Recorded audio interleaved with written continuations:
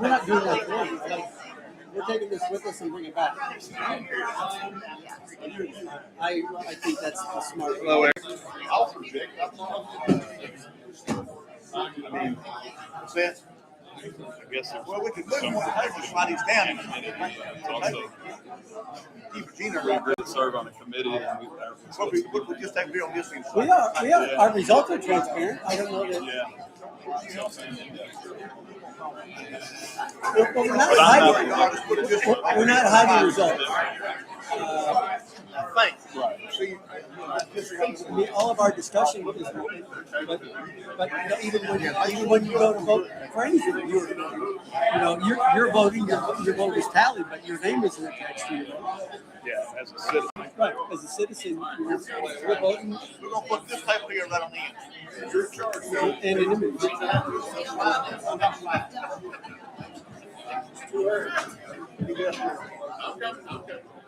What we got going on here? Let's get us one more down there. Look at the slice with that table there. Come this direction.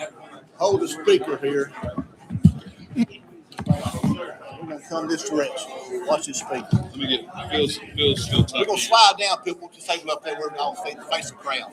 Where are we going? Past the face the congregation. You already doing that. You can see everybody too. Can we get that one there now? I think that's better. What was the purpose of coming down here instead of just staying up there?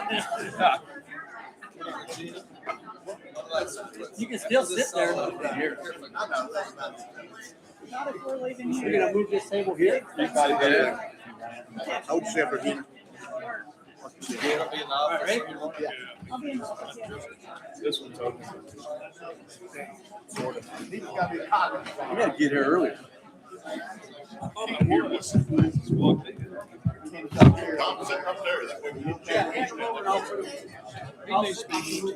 Yeah.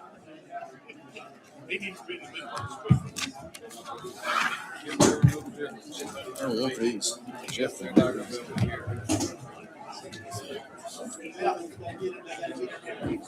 gonna come down here. Make it easier. Okay.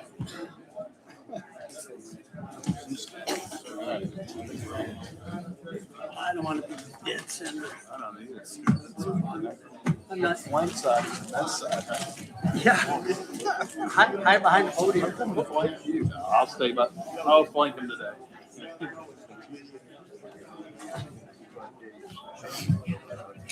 Yeah. Sorry, you got to be so close to you, but you know. Oh, we're on the team, brother. That's right. You know that. That's right. Get it now.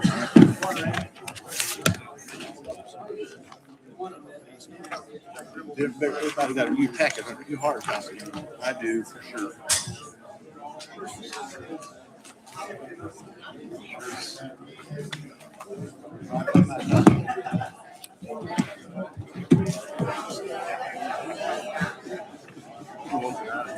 Try in a second, maybe. You know.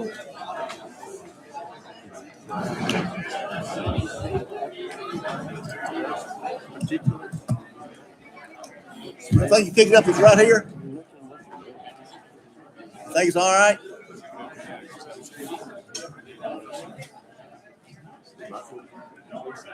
Sure. We promised a lot.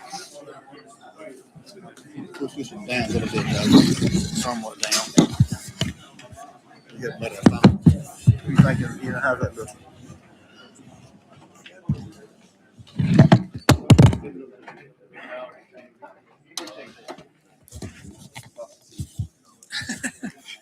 It's awesome. Looks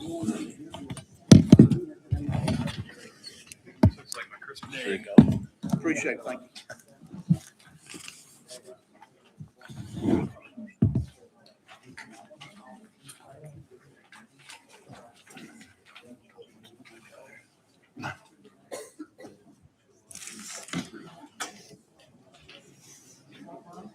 I feel like you should be flanking you. You said Virginia, Steve. Still hold. Steve, you was that right? No, there's not. We got Virginia. We We're missing We had it all Joey. ready. Jeff. Hey, Steve. Ma'am. That's it, Joey and Camille. Jeff changed it all. Just had a- Yeah. You're bigger than me. Protect me.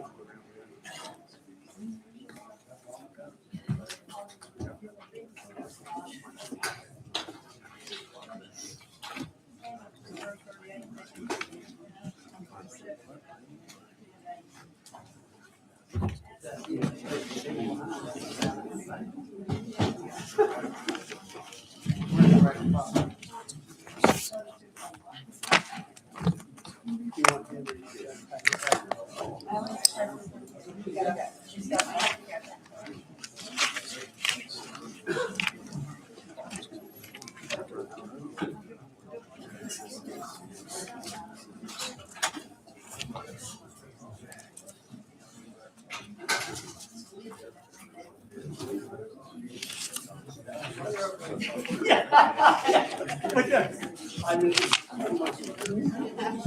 No.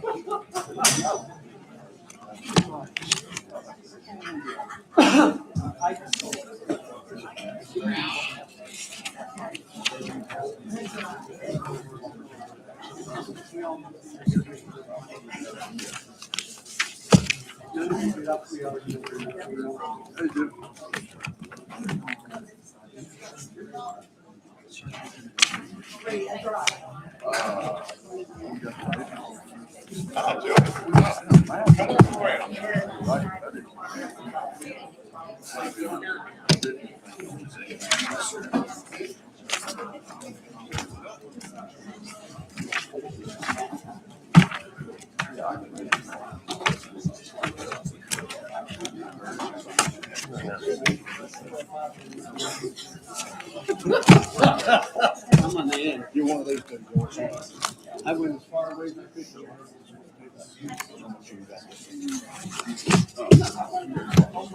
Nope. I must just went all the way down there.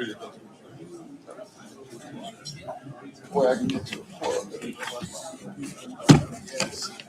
what are those? I don't know. It's money. I was gonna say, it's green, you've never seen it. No, you didn't, no.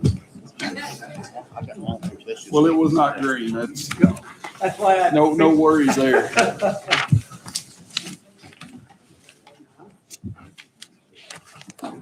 Two of these at the little workstation here. They make up a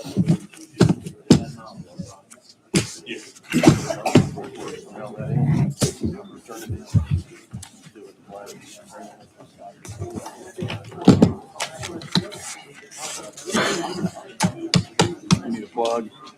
Yeah, I got one right. Okay. There's one over here too if you need it.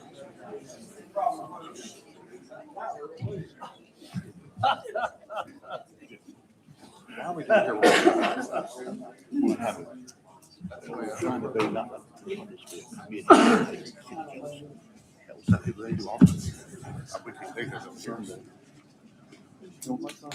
We'll see. No, because the only thing. That's the only thing. All the people in the lobby are full of gonna be mad. I'm just, that's not.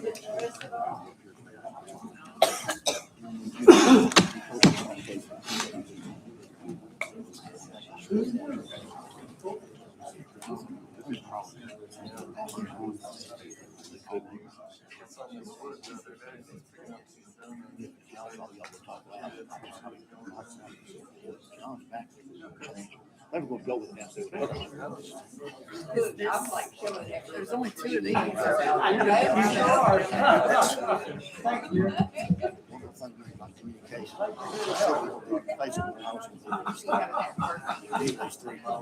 We didn't know you were gonna. No, Huh? some of those. Not you did. Charge me. That's okay. That's bring your tally back in. Tally mark is on there. You want to move that one down? Then we go. How far down can I go? We're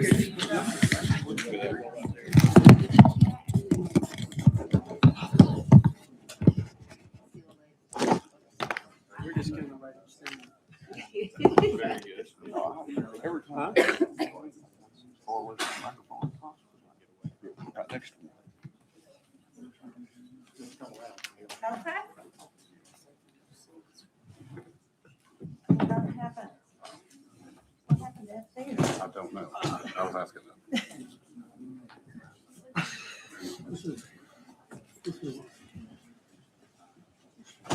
Somebody can hear us. This was in our, anybody just sitting on this end. Went all the way to the other end. I guess.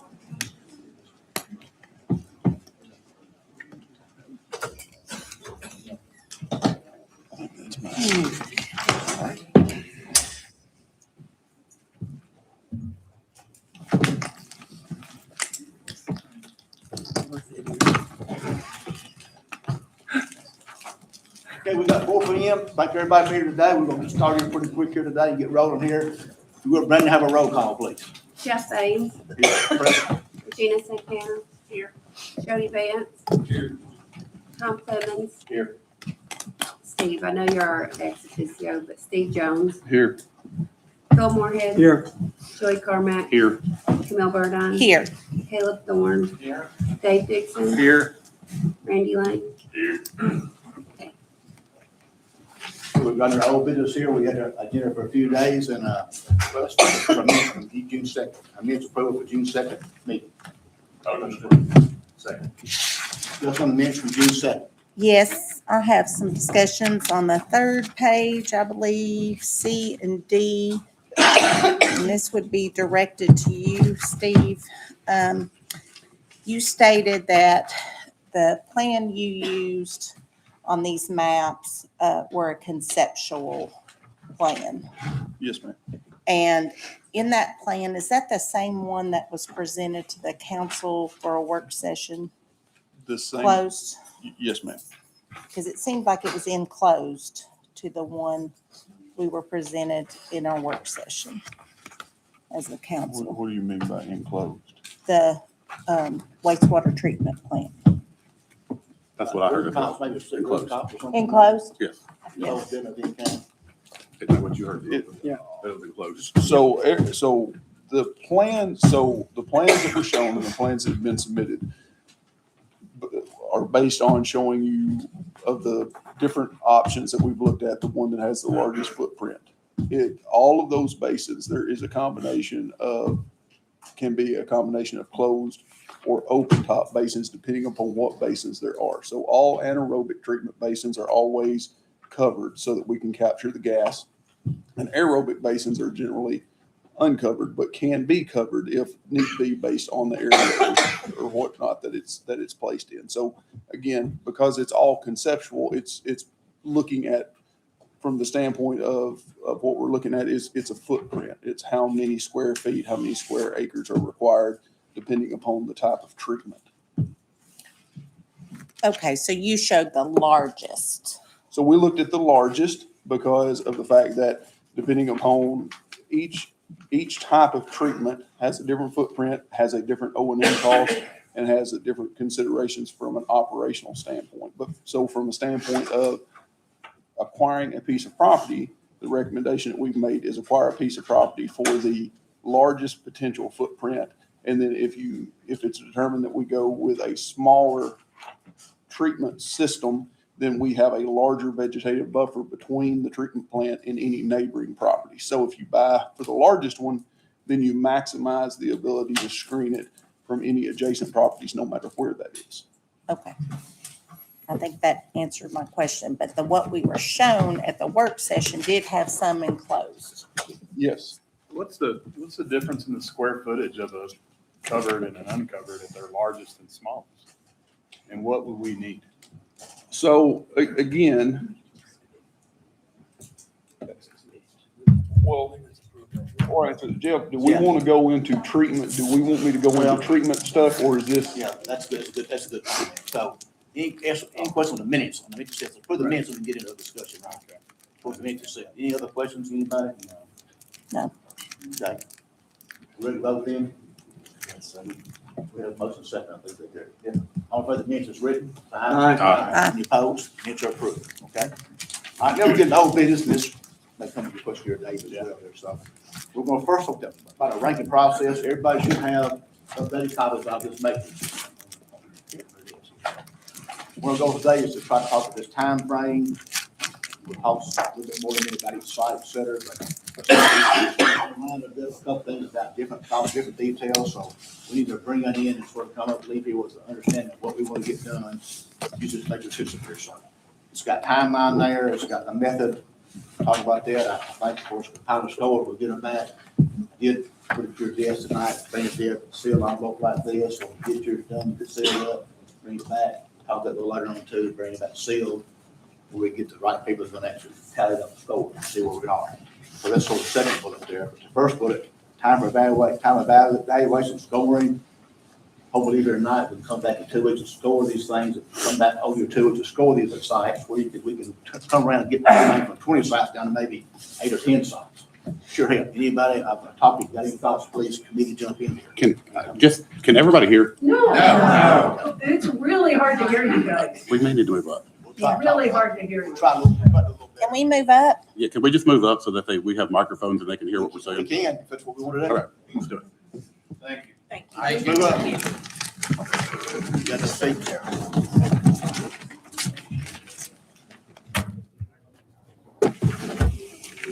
We need to sit in regular seats. Hold to my chair.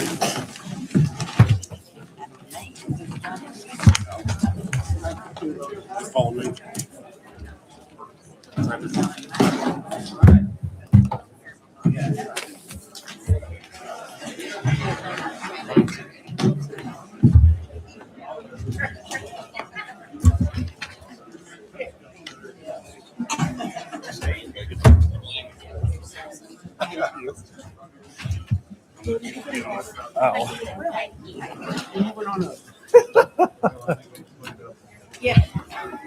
That should be better. That's right.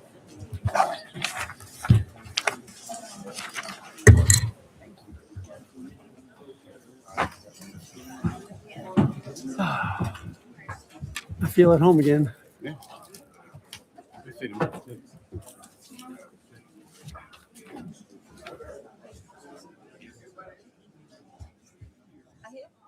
Well, you have a seat? Yeah.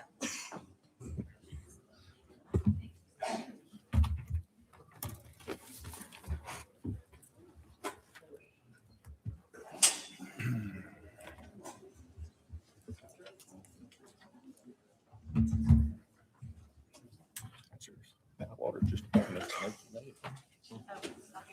Not enough water to make you mad. Oh, you brought your bigger bottle. Now, can everybody hear? Can you hear now? All right.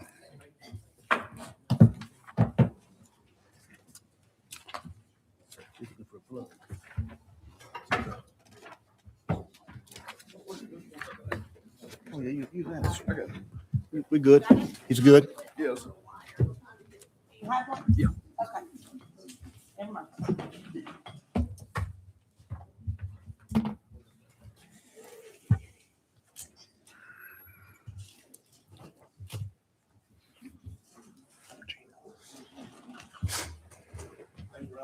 Apologize, it'll just all be my fault for that setup there. We'll do better next time.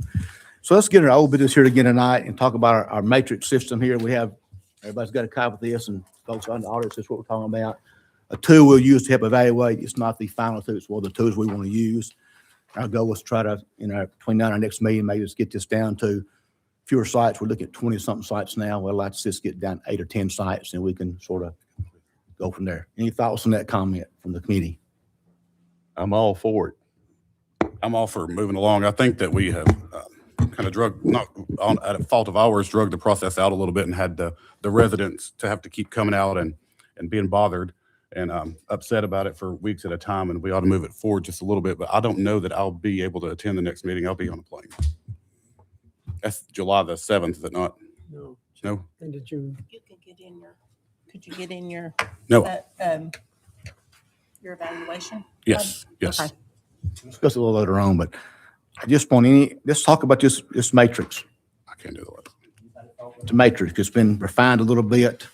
I think Jody did a good job explaining it previously about the criteria of the importance factor 1 to 3, and then the raw score from 1 to 5. Anybody? It's pretty self-explanatory, to be honest, Jeff. Yeah. Everybody's gonna kind of put their own thoughts to all of it, but we'll go through and score them and turn it in. And I don't know if you're ready to talk about that or not, but I think if a lot of folks here maybe are new when before, would you real quickly, Jody, talk about the importance factor versus the raw score and how we get to the final number real quick? Sure. Okay, we've got 5 criteria here listed. We've talked about those, been through those numerous times. There's an importance factor that you list one time for each one of them, and that importance factor is the same all the way across for every site. The importance factor is 1 to 3. The sheet, basically, 1 is low. You don't think it's very important. Medium, it's kind of important. And 3, it's very important. Understand importance factor there? I think I got that. And I'll tell you how that's used in a minute. Then the scoring is per site, and they're ranked 1 to 3. So I've put out there at the side of it, the higher the number, the better fit it is. 1 to 5, Jody. 1 to 5, ain't it? 1 to 5, I'm sorry. What did I say, 3? You did. Okay, 1 to 5. 5 means that it's excellent, that it's favorable in that category. And then the opposite's true for number 1. It's poor, there's major concerns. Now, any questions on that? Nope. I think I got that. And that's per site. You do that for each site, for each criteria.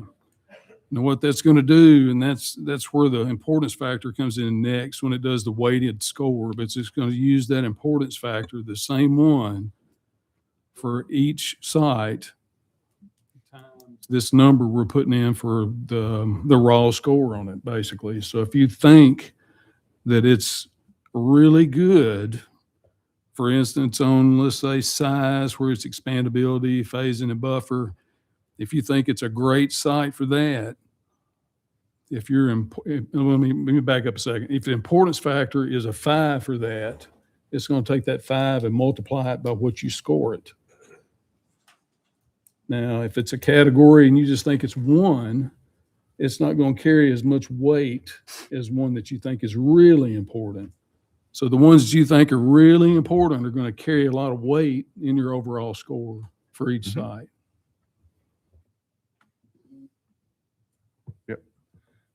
So we get there. But you can have more than one, obviously, with 5 categories, you can have 2 or 3 3s and a 1 and Oh, yeah. If you think they're all very important, you put a 3 put a ball. 3 in there for all of them, Right.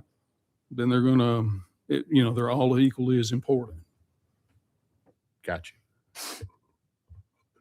Again, the idea be a night, we'll discuss all these sites again. This committee go back then and actually fit out your matrix and get it turned back in so that we can determine how they rank. This matrix is not the 2, it's not absolute. It'll give us a guideline. Hopefully we can see there's 4, 5, or 6 that are obviously everybody thinks those are decent sites. Here's 5 or 6 that not good at all. Then at least 4 or 5 in the middle to talk about.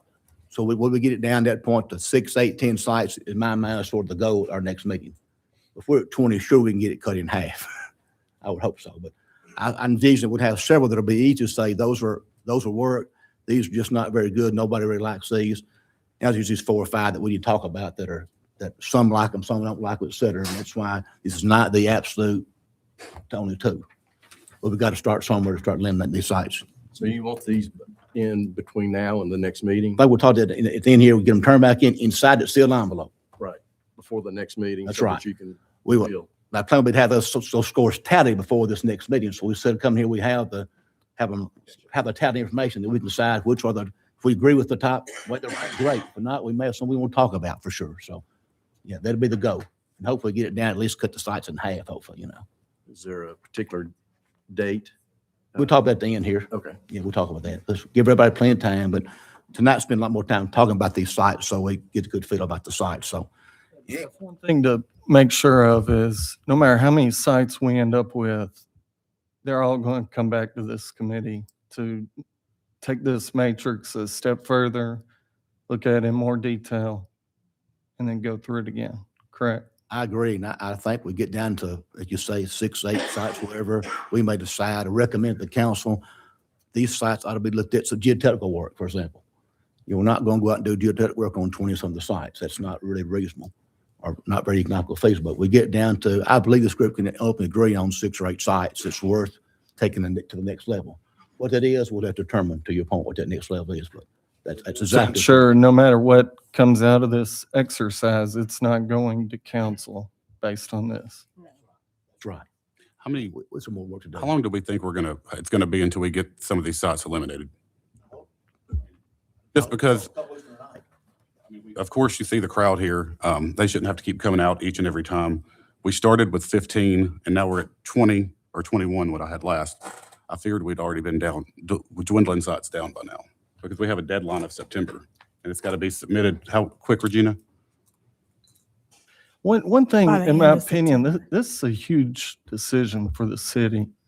And this is probably one of the biggest investments the city's made since I've been part of this committee, which is over 15 years, I believe. I don't think this decision's something you rush. I think it's something you make sure you get right. That's my opinion. Something you to say? I think Joey asked you something. And of course, I'm not wanting to rush it, but some of these sites obviously are not even feasible to us. The end of December. And the way I took what Joey said, it's just the way I took it. Not rush, but eliminate the ones that we know we can eliminate and Right. get the process started instead of just adding to it. We need to be taking some off. Yes. That's the way I took it. We're not hung up on that deadline. I want y'all to know that. It's real money, but we're talking real money here too, by the way. This is by far the most significant project they've ever spent money on. It's a utility project for its worth. It's not a general fund project. It's utility funds. It is the ratepayers who got to pay for this project, not the taxpayers necessarily. Sometimes they're the same, sometimes they're not the same, but this is a major project, major consideration. It's not to be rushed, no question about that. So, but we also need to drag it either. Is that that medium where everybody's satisfied that we're doing our due diligence, we do it right, taking time. Hopefully we can get it down to like say 6, 8 sites, and then we can really dig in those sites. So I think that should be our goal. And I think we talked too about that matrix being a little bit more detailed once You will. we get them down to. Exactly, Okay. exactly. Yeah, another thing, let me just throw in here on the matrix.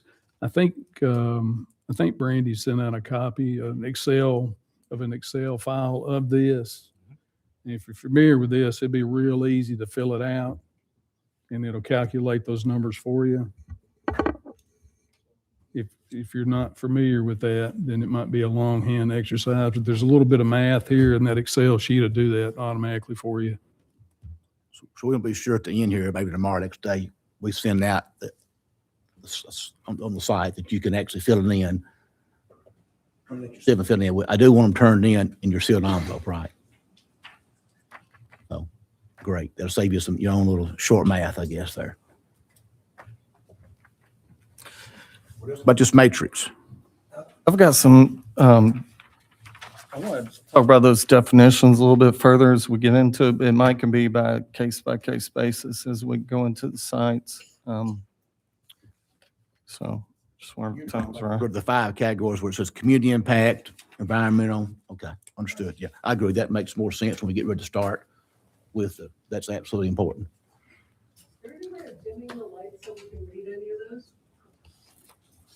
Answer is yes. Yeah, cut a couple out, well. Thank you. That's it. Maybe it's over here. Yeah, it is on this side, yeah. There you go.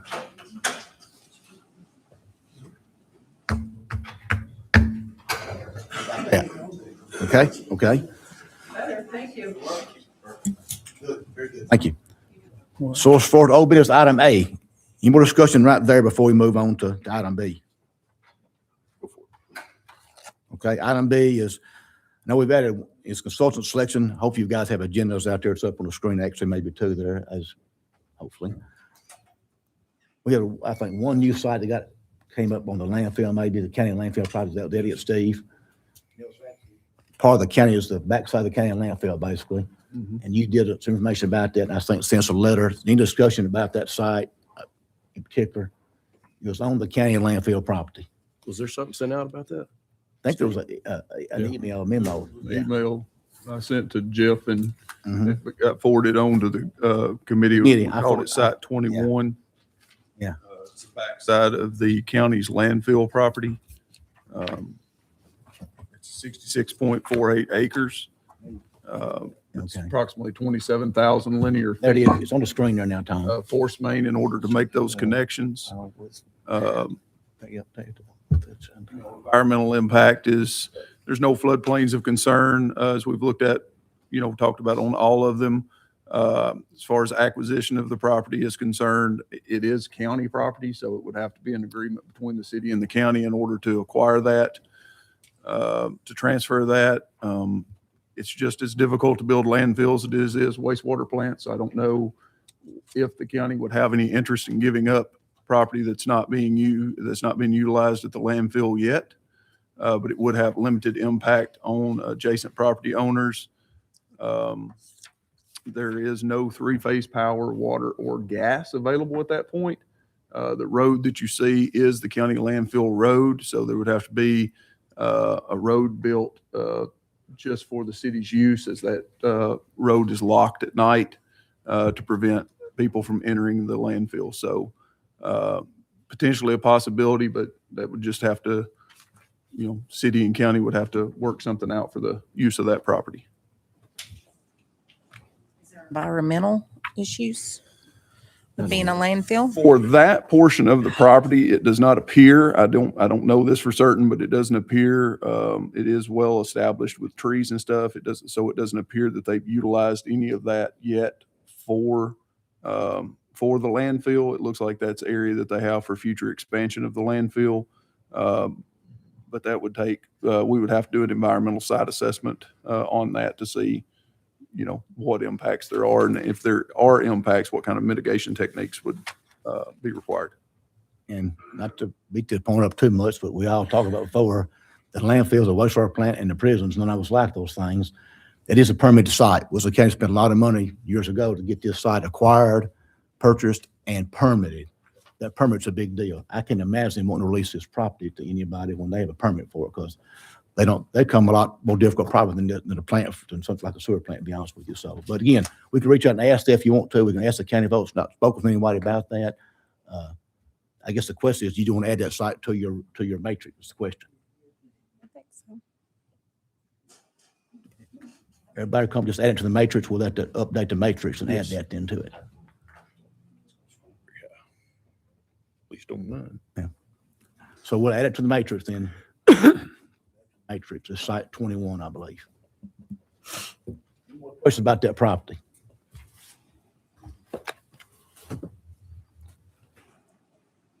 Okay, can you pull up site 7, Regina? Site 7. Could just add it on here. Look at several of these sites here. Only thing we added to the drawings since we last met, and not was on the sheet or not, honestly. Added to the big drawing, Okay, but not to the small drawing. but might not be here. That was it right there. That's it right there. Site 7 has some potential, I believe, but it doesn't have good access at all. We say if we would look at site 7, we'd have to have the property. Can you show the property coming straight down to Horn Springs? No, just to the left of that. It's a tract there about 24 acres. It's in a trust somewhere in Virginia, I believe. But if we consider site 7, I believe you have to have that property there to get access. I just don't think we'd want to try to go through an approach like Oil Drive there. I just don't think that would be very reasonable. So later on, we'll talk about it a little bit. You'll see that track there. Site 7 would require a piece of property like that, I think, for access. Okay. Can you bring your microphone a little closer? Because you keep turning your head every time you move. I'll try to do better. Yes, ma'am. Thank you. Okay. So site 7 doesn't include that additional access to get to that property. Anything else That needs since, to be added to the matrix so that, well, we get looked at later on. Okay. I won't believe site 7 is worth much without that site. It becomes part of site 7, even though it's a different. merge it into it. A little later on, yes, definitely. Anything else, Steve or Gina, that y'all can think of that's changed from, on the mapping since we last met? Okay. We're ready to attend to, I guess, that was the first bullet under B. Second bullet was discussing any known opportunities and constraints. See tonight, or No, I mean, if somebody has questions about a particular site, I'm more than happy to address those. we're gonna get there in a minute, obviously, yeah. But I don't have anything to add at this time. Any question right now from the group? Again, we talked before, third bullet was a review of the proximity to of infrastructure, floodplain considerations, acreage. I'll remind everybody again, the goal has been we need 60 acres.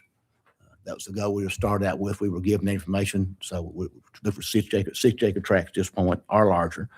And any improvements that are out there, other data. So anything about that bullet before we get into actually going through each site? I guess that's my question from earlier. I apologize. I Sure, guess that's sure. my question from earlier.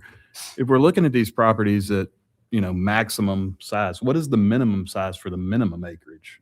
And are we ruling out any sites that would fit a smaller treatment site? I just want to be sure that we understand that because I don't. Okay. All right. So to address that to the committee, the reason, so there, you can get smaller, okay? But when you look at the economics of it, getting smaller is more expensive because of the kind of equipment that you have to put in place in order to get smaller. So from an engineering standpoint, when we look at the projects and we look at them from a cost benefit analysis, it always comes down to what is the capital cost and what is the operation and management cost in order to construct something. So when you look at it and you say, yes, I can shrink the footprint, but by shrinking the footprint, it drives the cost up. I've got here on my computer 12 different cost analysis that were done for 12 different alternatives that we've looked at thus far. And so in order to get smaller, the cost goes up because the technology required is more expensive. It has to be changed out more often. I mean, it's just like, put it into terms everybody can understand. If you drive your car at 2,000 RPMs, it goes a lot longer than if you drive it around at 8,000 RPMs. So that long-term operation and maintenance cost comes into play. So when we looked through all that, what we came down to was, yes, we can get smaller, but that's the capital and O&M cost perspective of things. And if you constrain yourself, that goes back to, exactly how far we go into everything as the committee, at least in this initial round. I think later rounds that becomes more pertinent as you're looking at other sites or as we start to look at these sites. Is it, if we shrink the size now to find an alternative location, what does that do to the budget of the project? So, from an engineering standpoint, yeah, we could get smaller, but if smaller is 50% more cost, and I'm just putting numbers out there. These aren't necessarily hard and fast things because I'm not looking at it on my computer right now. But what is that break point, right? So,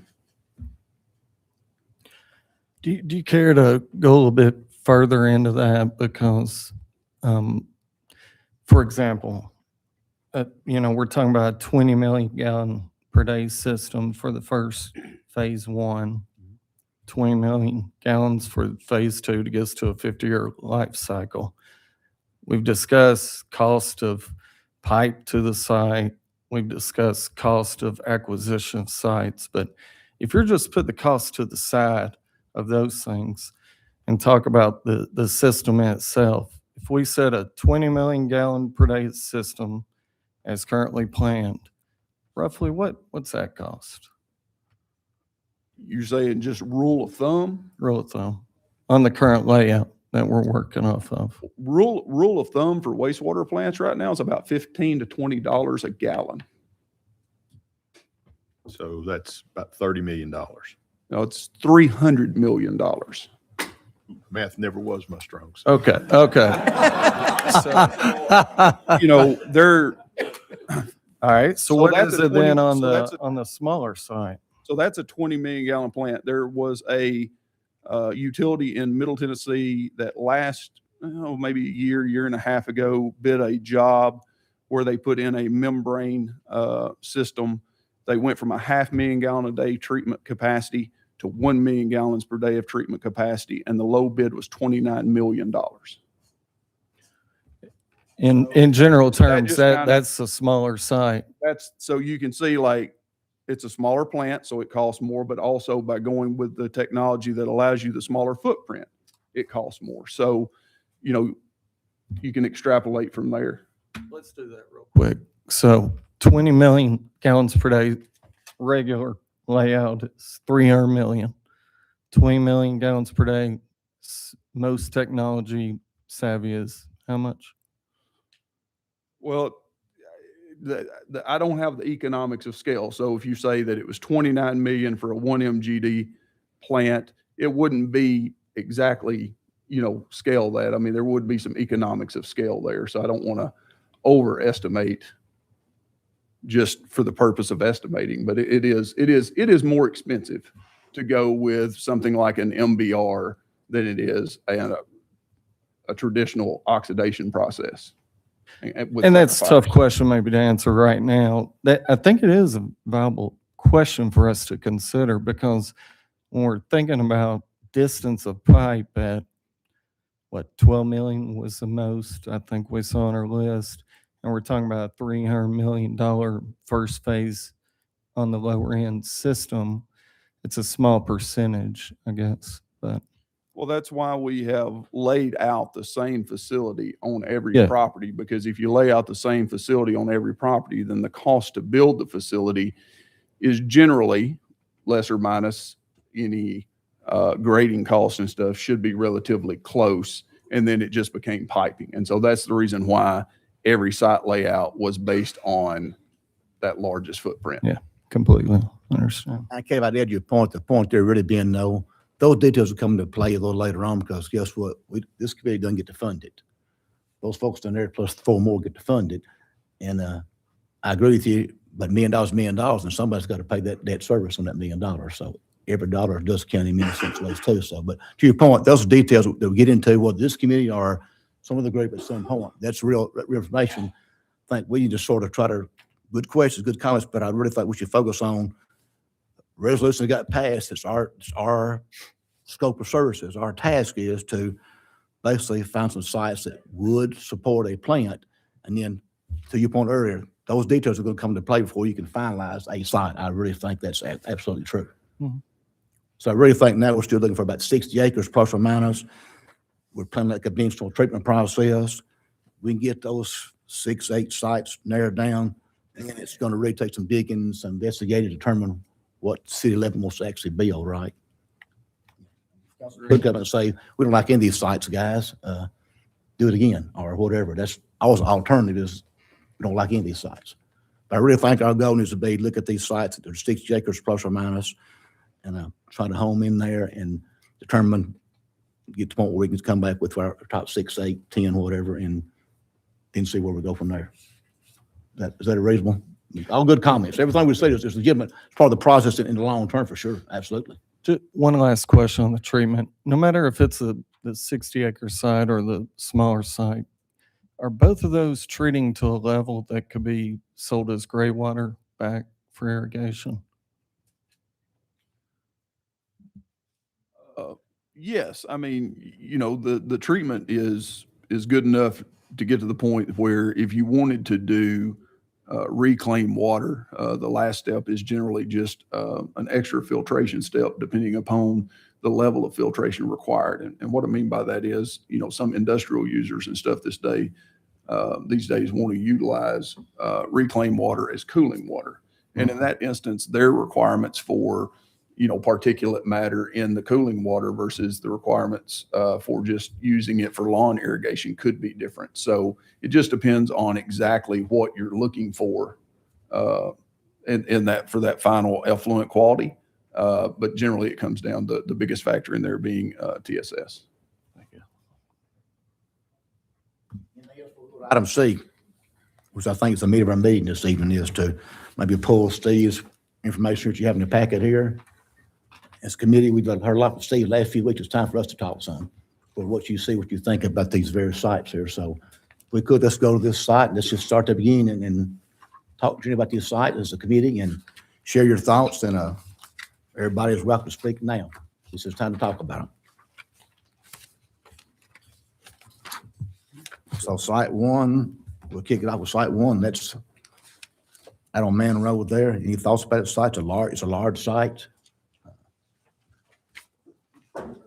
Was out at that location, not that property. I've not heard anything from them to my knowledge. Again, I'm looking for the committee now to ask questions or comments about these sites, and we'll roll through this process. I think it's really important for us to vet these a little bit more.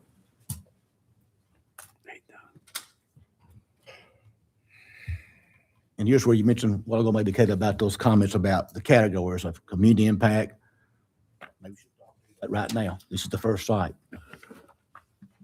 Yeah, sure. As we look at our matrix and we look at the definitions in there on the 5 we discussed at the last meeting, when I think about this site, number 1 right here, I think about that last one where it says service efficiency. And the definition we got last meeting was referencing the UGB boundary. Is that the definition that we're going off of how it was referencing? I think it's on page 3, those definitions. Proximity to existing, and then consideration of the area within the UGB and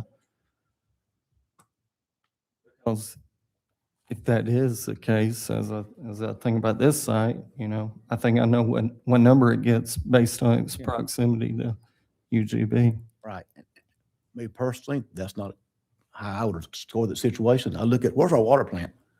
Water plant's out on the river. Not city limits, never been to city limits. So I think it's more about, to me, it's an important factor.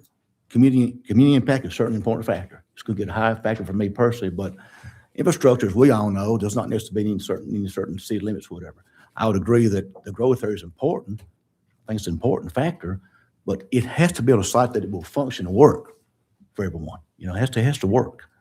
So, but I use that as my best example. The water plant's been out there a long time. It will never be in the city limits. It supplies a lot of people water. Yeah, I agree with that.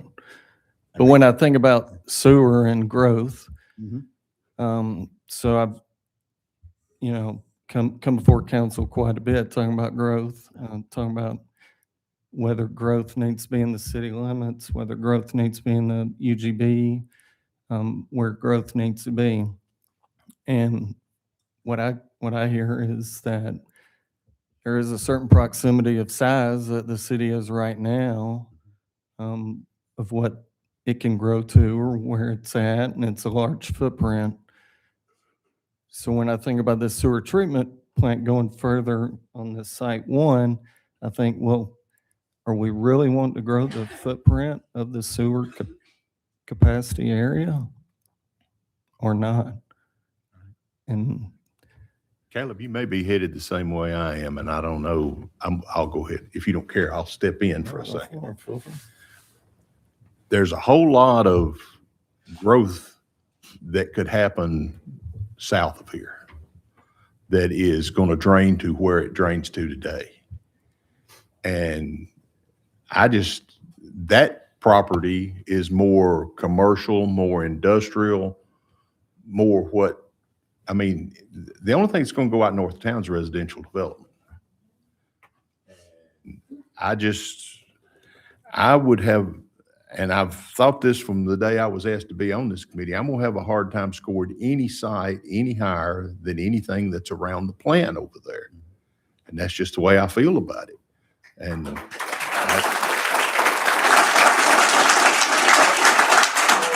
I appreciate y'all coming and saying, and y'all said a lot of things to us, and I was thinking that way before you said them, but I've listened, and I still feel the same way. And I live in the county. I wouldn't want it next to me, and I'll never have sewer where I'm at. Don't need it. Don't want it. But there are some sites around the plan over here that I think are viable, and I don't see the point. I mean, want me to rank them? I can do it pretty quick, and I'll have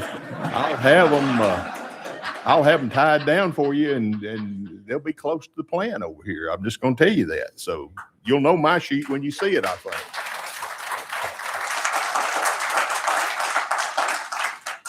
I think we're right on, Randy, yes, and we have, I think, hopefully been patient enough, and everybody to speak in the last couple of days, et cetera. It is time to move forward, because your thoughts may be the same thoughts the rest of us have in here. They may be a little different, right? Right. Hopefully, it's a good point we can rank these sites and eliminate those, because what you're saying is probably true for a lot of folks in here.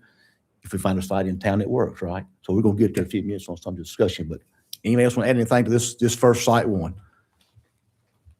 Like you said, 40 years ago, it might have been different. You know? Right.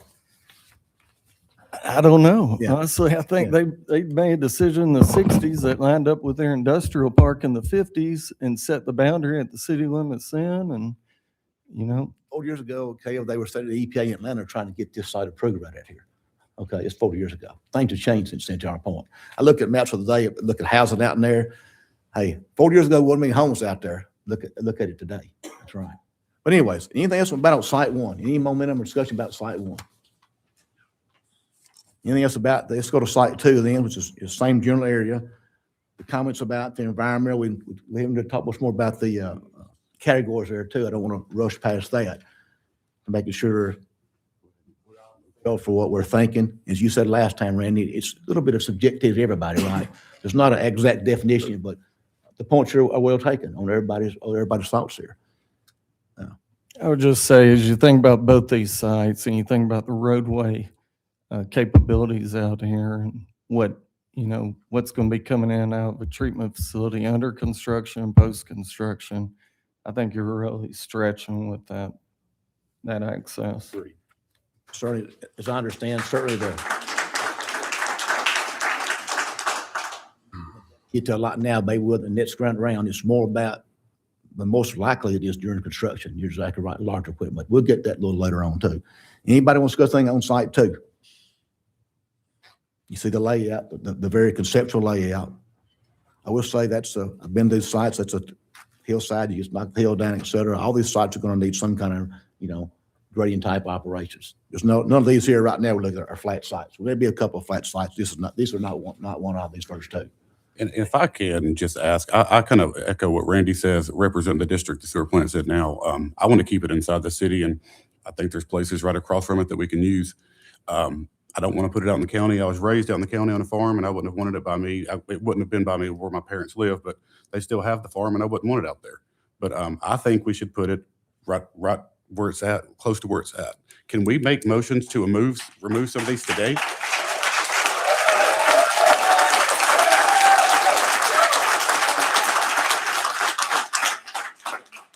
Made a motion to remove site one, and we put it to a vote. Can we do that today or no? Joey, I think that's kind of, why we met the last 2 weeks. I agree with you. I think we could, but I think we do the rankings and do it the way that we've said we're going to do it. I think that ranking will show that. I don't think there's any need to worry about that. I think we need to go through the process. Okay. This direction really the council gave us, right? We need to follow that direction. We just need to get there. We need to move forward to getting there, right? Any other comments, any questions or comments about site three?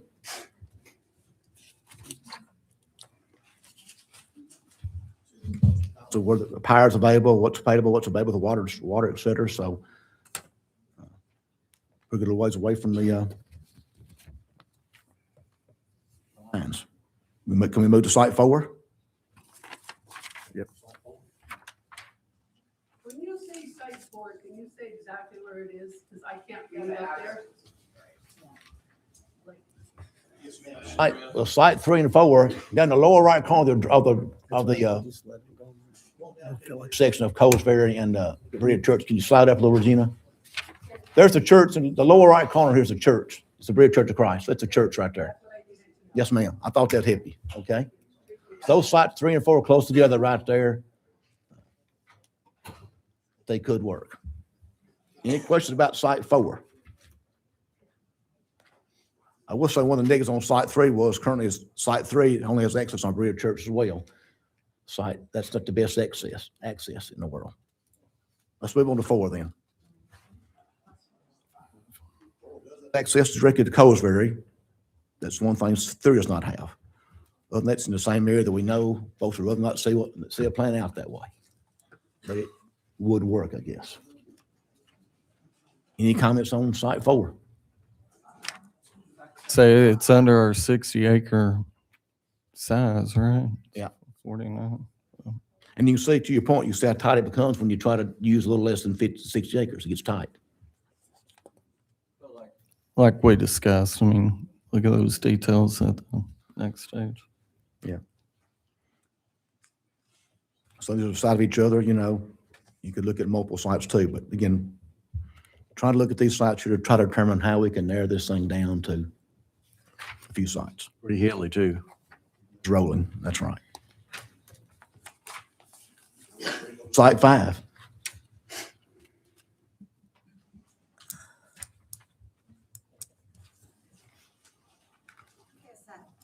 Have a comment too.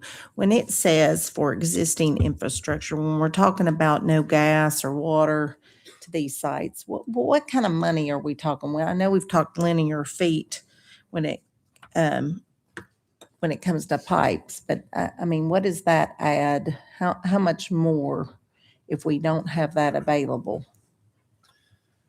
Is that 10%? Is it? No, it won't be 10% of the total cost of the project. I mean, huge water need. Most of the water need is domestic at the facility. A fire hydrant. So you're probably talking a 6-inch water line. So $200 a foot on water line, depending upon proximity. And then gas line would either be small diameter steel or perhaps polyethylene.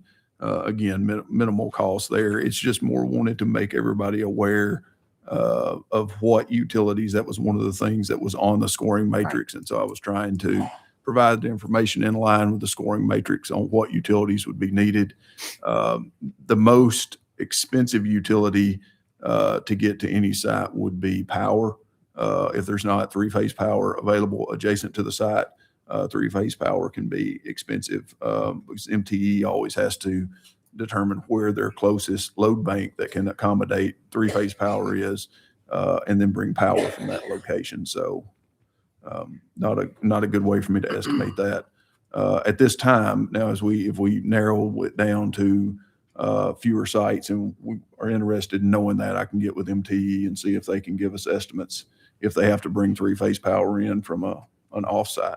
Do we know if they even could? Oh, they can. They can bring us power. Okay.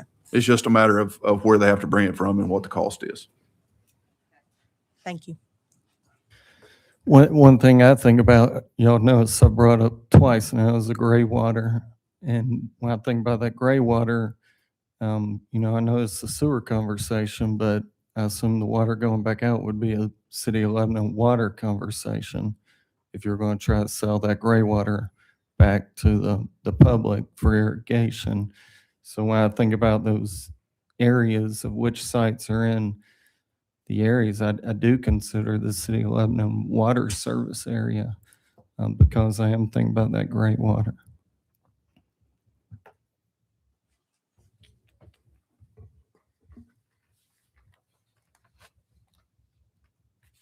Other comments on site 5.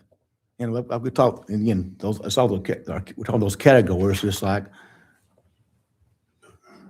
community impact, environmental impact, the infrastructure, the size of properties, the ability to serve the growth area, attention to those tracks. Just like my friend and I talked about site 5 quite a bit. My buddy, he's probably out here somewhere, I'm sure, sitting here somewhere. But, You know, those are the kind of properties that have the lines close to them. They look great on paper. They also have a lot of neighbors out there close by. That doesn't look so good, you know, so that's why this criteria is important to evaluate all those kind of things, you know. We need to put all that in consideration. Because we're doing that, you know, one site got removed from this list before we really became a committee. And I don't know the details of why that site got removed, but it was in proximity to a school. Is that a factor we need to be considering, or is that more of just a council consideration? Council removed that because it was across from the school. Yeah. We suspended the rules to do it. That wasn't the only reason. That was the main, the neighborhoods beside of it. I mean, the residents didn't want it that close, and it's very dense in that area. I would say this, Caleb, I seen Mr. Neal stopped in there a minute ago. If it had all grass ball fields, they might like that water, but they got a lot of turf fields out there, I think, in some of those areas, you know, thinking about our schools, et cetera. So, especially with like Friendship folks, but they don't need that water probably anymore, you know. They got those nice turf fields. What are you asking? School right across the street from this site right here. And I wouldn't support the site at all. I got a That's where you teach your community impact. Yeah. That's what you do. Yeah. I mean, you nail that side. You don't like it because it's right across from the school. Right. That's why the matrix works for that exact scenario. Jim, sorry, would you fix to say something? I'm good. I got a question, Jeff, and it's not because I like this site, okay? I promise, I don't. But I'm curious, what's that little track up there behind? It looks like a little island of a piece of property there. Is that a separate track? And Maybe some of the family. okay, Great comment too, Joe. A couple of sites, we're still at a very high level in this group here. I'm sorry about the hand motions here, folks. That's just my nature. But, you know, if that site was chosen, I would hope the city council would go try to buy that gentleman too, or let folks have Yeah. too. I wouldn't think they'd leave that person like that. I would hope not. It's not our control, but, you know, that would come up at some point in time on 2 or 3 of these sites. I see where they're like that, if we end up out this far out. All right, anybody want to move on? Everybody move on past site 5? Any other questions or comments about site 5? Site 6?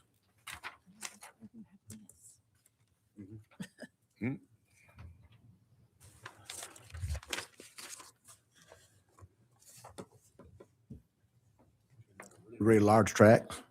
Folks that I've known a long time out here in the audience. Won't call any names, of course, you know, but, all right. Any comments about site 6? Any questions about site 6? So part of this is so you can go back and do your own matrix evaluation. Now, this is the purpose of this discussion. So if there's a question anybody's got about these sites, please ask it. So maybe between the, some of us up, we can explain why it's there. All right, site 7. I mentioned earlier, just south of site 6 there, I mentioned it being really not the best access right now. Right there looking at those properties, I'm thinking if we chose site 7, you just got to add that to track that's. And if you're going down 7A to get to 7, which means you're going down Horn Springs Road to get to the facility, I mean, that's very similar to some of the other access locations we just discussed. It's a lot closer to Lebanon too, if you think about it too. But again, all these sites, that's why we're talking about them, right? That's why we're talking about them. Will you say that again, Caleb? It's a lot closer to town, really. too. Horn Springs. Yeah, Horn Springs Road. Get to Right. 7. Again, it's also got some heavy costs. Stevie, I know we talked at one time. Did you ever look at really getting those costs of those of the force line there? That was $20 million was turns me off real quick, right? And I said $20 million. But I think there might be some other options that too, if they get into later on. So just keep that back in mind, you know, there's maybe other ways to get to that site, because that was the most expensive site as far as the line work. They also assume you had to come all the way around the road and across track 6, et cetera, right? I believe. Yes, you asked me to look at that one, and we took a look at it, and if I repurposed and I run, we kind of change the hydraulics around through there. We are able to reduce a little bit of footage. I think it got down to about 22,000 feet is what it looked like. Either on the Yeah, you know, and to say that, I mean, you know, that this is, like I've said at the last meeting, just assume that you run a pipe from the existing pipe to the new plant, wherever that is, back to the existing. At some point, you know, those two pipes are adjacent to each other. So you could go to one pipe instead of having two pipes. With a larger pipe, you know, cost of scale, again, it'll be more expensive than a single pipe, less expensive than two pipes. Comes down to some velocity concerns and stuff that you have to look at in design. But, you know, again, I think once we're looking at less sites, I can, you know, really narrow down that focus and provide a lot higher level detail than what we have at this time. When I look at this site, for example, y'all don't recognize I'm retired. I get a little more time than some of y'all got, so look at these sites. Now look at that kind of site, for example. My concern about proximity to the houses, it's a little less here, just the way it lays, right? Compared to some of those sites. So that's all comparison. So not that I'm picking any particular site at all to a point, but I look at that factor, maybe less than it is on some other sites where the houses are right next to the property. So just things that I've looked at, y'all need to look at as you do your evaluations of different sites. Anything else on site 7? You brought that down to 12 million. Closer to 20 million, see? Yeah, it's On 20. around 20, 22, somewhere in that range. I'm looking at the wrong site. I don't think we Yeah, consider I'm having not- access I'm looking to- at the wrong site. I'm sorry. Just don't think we consider accessing a plant through an oil drive. Everybody tend to agree with that. That doesn't really make a lot of sense. Okay. Site 8.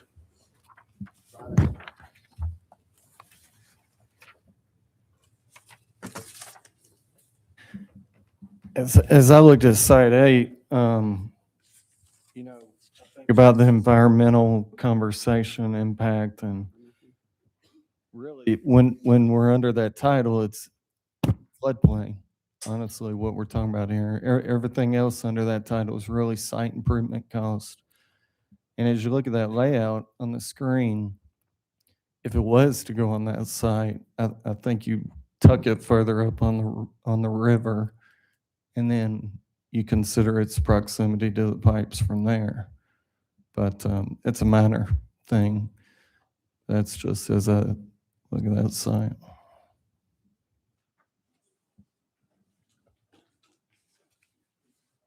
Any comments or questions about anything else about site 8? Okay, site 9.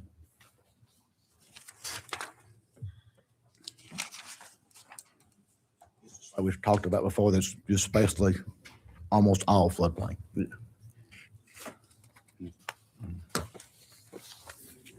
Floodplain can be dealt with sometimes when the whole site's floodplain, makes it very difficult to put. It's going to be bunch tough of to improvements develop. on there. Very tough. Clarity, the blue is floodway. Is that Blue is right? flood away. Let's be sure, Jody. Flood away in the Purple is floodplain. floodplain is it's 100-year, right? All this is the 100-year, okay, 100-year, okay. True. Just come off. What was the answer? Yes. It would seem to me those would be the kind of sites that should be easy to eliminate, but that's up to the whole scoring group, you know. Any comments about site 9? Site 10. These are out, I apologize, these are all out off Coseray Pike area now. Yeah. Coming back a little bit more towards town. 2 or 3 tracks from this same area here. Any questions about site 9? It goes back up on the north there. It's a landfill.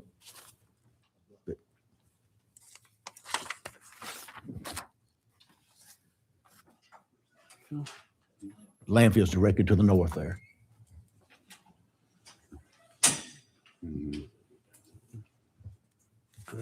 Way the hell away.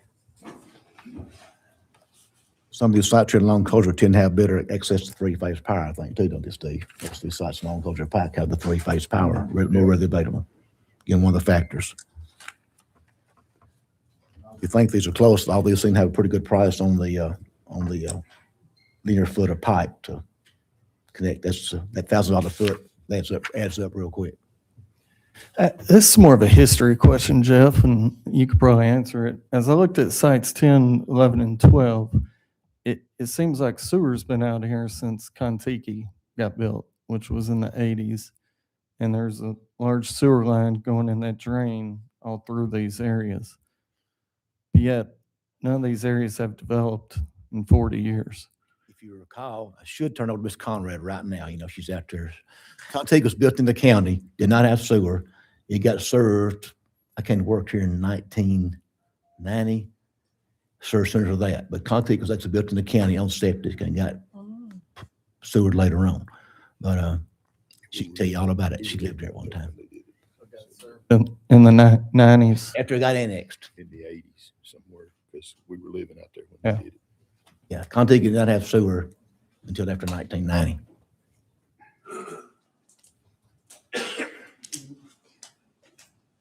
None of these, you're right, this here just has not taken off that kind of growth. You're exactly right, though.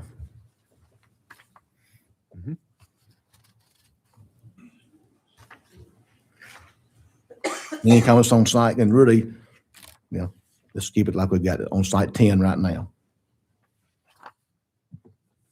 It's okay. Site 11. Right next to it, of course. Again, you mentioned this is. The site 11 actually, it looks very narrow at the right of way. Is there enough access this at the right of way? Does look tight, but you know, they do have to have some kind of frontage, I believe. And of course, I guess if site 11 was Right, chosen, at 50 feet minimum. I guess you could always talk to site 10 or site below there about some additional right of way if you needed that additional access. But I also had your point earlier, 56 acres, it's still a pretty tight site, 56 acres. This is, Do we need multiple access points coming into a facility?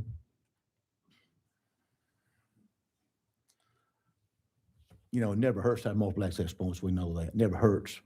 I know that's a requirement.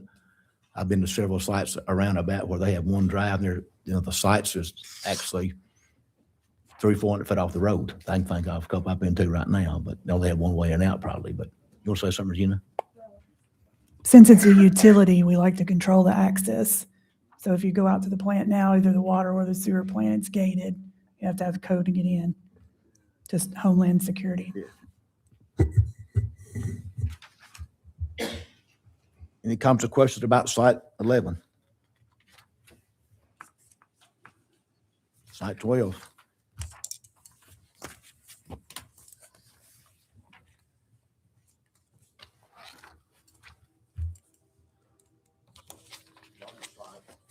A very large site certainly would not need to acquire all that property if you had a willing property owner who wanted to sell. And he is down on Hartman Drive, also very close to, see, Close to the school as well. yeah. I don't know of anything I ever heard of that close to the schools is a negative for the wastewater plant as far as any kind of risk to students, et cetera. I've never heard that. Steve, you familiar with anything like that as far as No, I mean, there's no risk to anyone from a water reclamation or sewer facility, whatever you want to refer to it as. I mean, you know, that's, we're just dealing with the same stuff that leaves people's houses. We're just cleaning it up so that it can be returned to the river. So there's no concern with people being adjacent to it. Okay. Any comments or questions on site 12?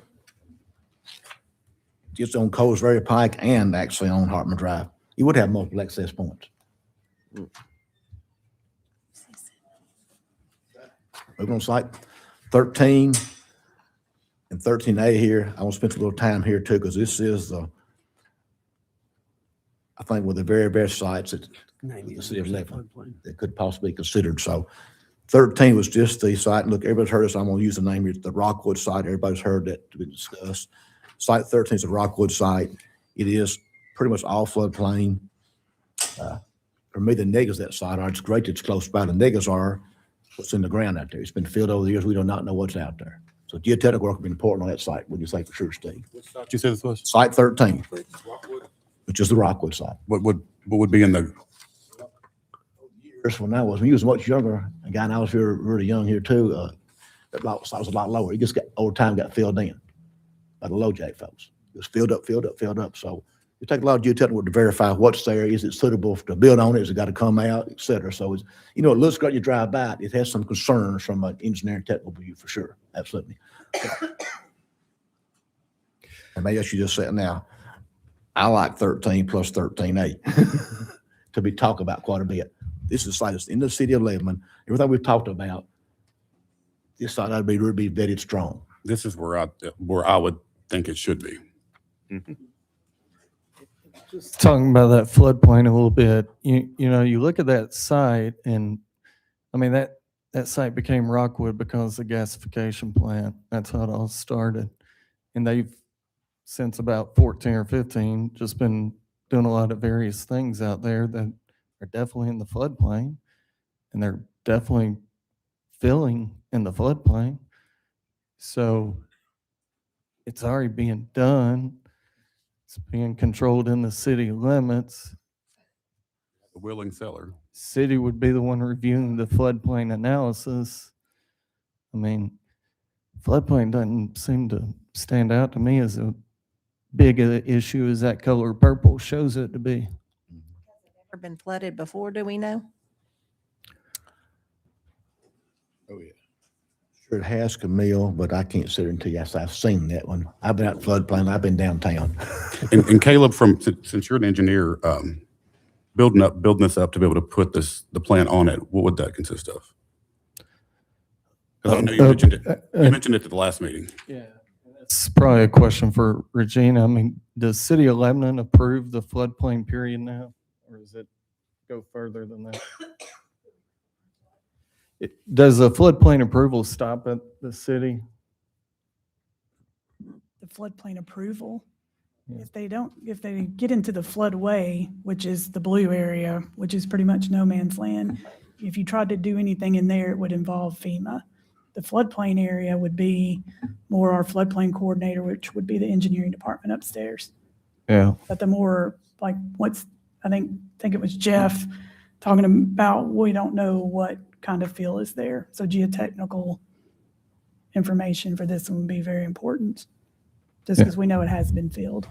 I assume you could put these on piers or whatever if you wanted to not remove all that fill material if it was a certain. That's a really good comment, because I believe the intent was these tanks to be buried. Was that right, Steve? Yeah, so we can obviously build in an area like this. That's not an issue. We do some investigation to help identify what the cost is compared to being able to build without any special provisions. Number one, as Jeff has said, geotechnically, what is the bearing capacity of the fill material that's been put in there? An environmental site assessment will have to be completed to determine what kind of fill material has been put in there and make sure there's not anything that shouldn't have been placed in there that needs to be taken off site somewhere else. Looking at that site, 13 by itself, you can see is very constrained. So we would obviously be looking at one of these smaller processes that are more space efficient. And so, but yeah, you can build in there. I mean, if we can even build and bury the tanks down. The top of the tank has to be obviously higher than the flood elevation, and then rock anchors would be placed in the ground to prevent flotation of the tank if it happened to be empty during a flood event. So all of those things are possible. Any operations buildings, anything like that would have to be built up such that the finished floor was above the flood elevation. Or as you said, Caleb, if you did piers, the thing about piers is, you got a 20-foot deep tank. How much of it do you want to look at? Do you want it to be 20 foot in the air? Then, you're talking about skywalks between tankage and stuff. So we would prefer to keep it down, keep it, 5-6 foot, so that somebody could walk up to it, have, a few steps to be able to get up to a platform to be able to see what's going on in the tank. To make it easier for the treatment plant operators to be able to do their jobs. Yeah. And much safer. Yeah. One thing with this site, I don't see any reason why we don't have that corner on this site. I get it. Maybe they don't want to sell, but all they're doing is storing block out there. Surely there's somewhere else around here that could be offset to store some block. If to improve that whole property. I would agree, having both of them, because if you had both of those properties together, 13 and 13A, Right. would you not have enough? You talking about this one? Yeah, I'm referencing the corner of Alhambra and Hartman. He's looking at the corner. Alec Cassidy's corner. See, right you know, there. some of the string there, Joey, he's looking at that area right there. That's that corner. Is this as far as some point that conversation would be had if he gets Yeah, down yeah, there that final, corner too. final 3 or 4 for sure, no doubt. So 13 has some challenges. The cost of floodplain, cost of materials out there, at least ought to be on, I believe ought to be on our list. Can we talk about 13A in a minute? We can go back to need to, but 13A to me is sort of tied together. I do have one question with 13A. Steve, we're showing. 13A? Well, it's about 13A. Okay, we'll go to 13A then, all right. With the $8 million, if we had 13 and 13A, that number could be reduced, the $8 million worth of piping. Yes, I think so. I mean, again, like I said, when I was putting this stuff together the other day, and I didn't go back and look at this one, when you look at the way this lays out just in this block, right? I mean, there's 2 existing force mains. Do those have to be moved out of the way? Obviously, once you get more in depth, you could move some of those basins if you wanted to stay with this type of a treatment system. Some of those basins, now easily move back over to Rockwood's site instead of having to be all over there. Now I'm showing it outside the floodplain, but obviously it makes it easier to mitigate a little bit of work in the floodplain than it is a lot of work in the floodplain. So I think that, from my standpoint as an engineer on this project, that large site of 13A, which requires the acquisition of, I think, 4 properties or at least, pieces of 4 properties, is substantially better from being able to lay everything out and gives the flexibility for the city to be able to choose a process that is both cost effective and operator friendly, with the ability to adapt to any changes in future regulations in regards to the treatment of septic and sewage. Isn't there a 100-foot transmission line, gas transmission line on 13? On 13, there is, yes. You can, it runs, I don't have, it's up closer to Hartman Drive. It kind of runs through that Alec Cassidy property right there. Kind of in the front. See the little corner down there where it's coming up through, look down a little lower. And Jeff, if I may ask, why was L.A. Cassidy's property not added in? To look at that, and that may be a better question for Steve Regina. That was before. These are the sites that they looked at originally. I thought guess it it was. was probably they weren't interested in talking about it right now. Yeah, so back to that question. So when we were just selecting properties, we were just selecting properties that were large enough in acreage to provide the entire acreage, so that the city would only be trying to negotiate, with one property owner if they were interested in that site. We didn't look at the combinations of properties to go together. This was one that was obviously brought up in one of the first meetings. And so we put this together based on what those properties were. And in that particular layout, you don't need the piece from Alec Cassidy there. If we look at these sites a little closer, we got to focus on this site right here for sure. Yes. These are in town. We also got to give you guys a count of 3 sites. So there needs to be backup plans, because we might find out that this site for some reason does not work. Okay. So we need to have 3 or 4 sites identified before it's over. This site certainly in my mind has a lot of merit to it. And I personally like the 13 plus 13A. Agree. It would take away, I wasn't on the council then, but isn't it a 700 unit apartment complex that was approved? Just up there in that sense, the track there in the middle there, it says look real close, it's map 45, parcel 57. If you can help show that a little bit, Regina, it's 44.8 acres. That's a tract that is approved for the apartment complex and townhomes that they've got some water and sewer in, and they just stopped. So I've asked our city attorney to see if he can find out the status of that.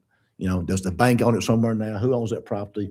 Every site we're talking about here, every site on this list, these 20 sites belong to an individual property owner. We can reach out and talk to somebody, right? I have a contact for him. This one here is one we'd let to get that, but I've asked our attorney as of middle of last week to try to find out who is over that site now.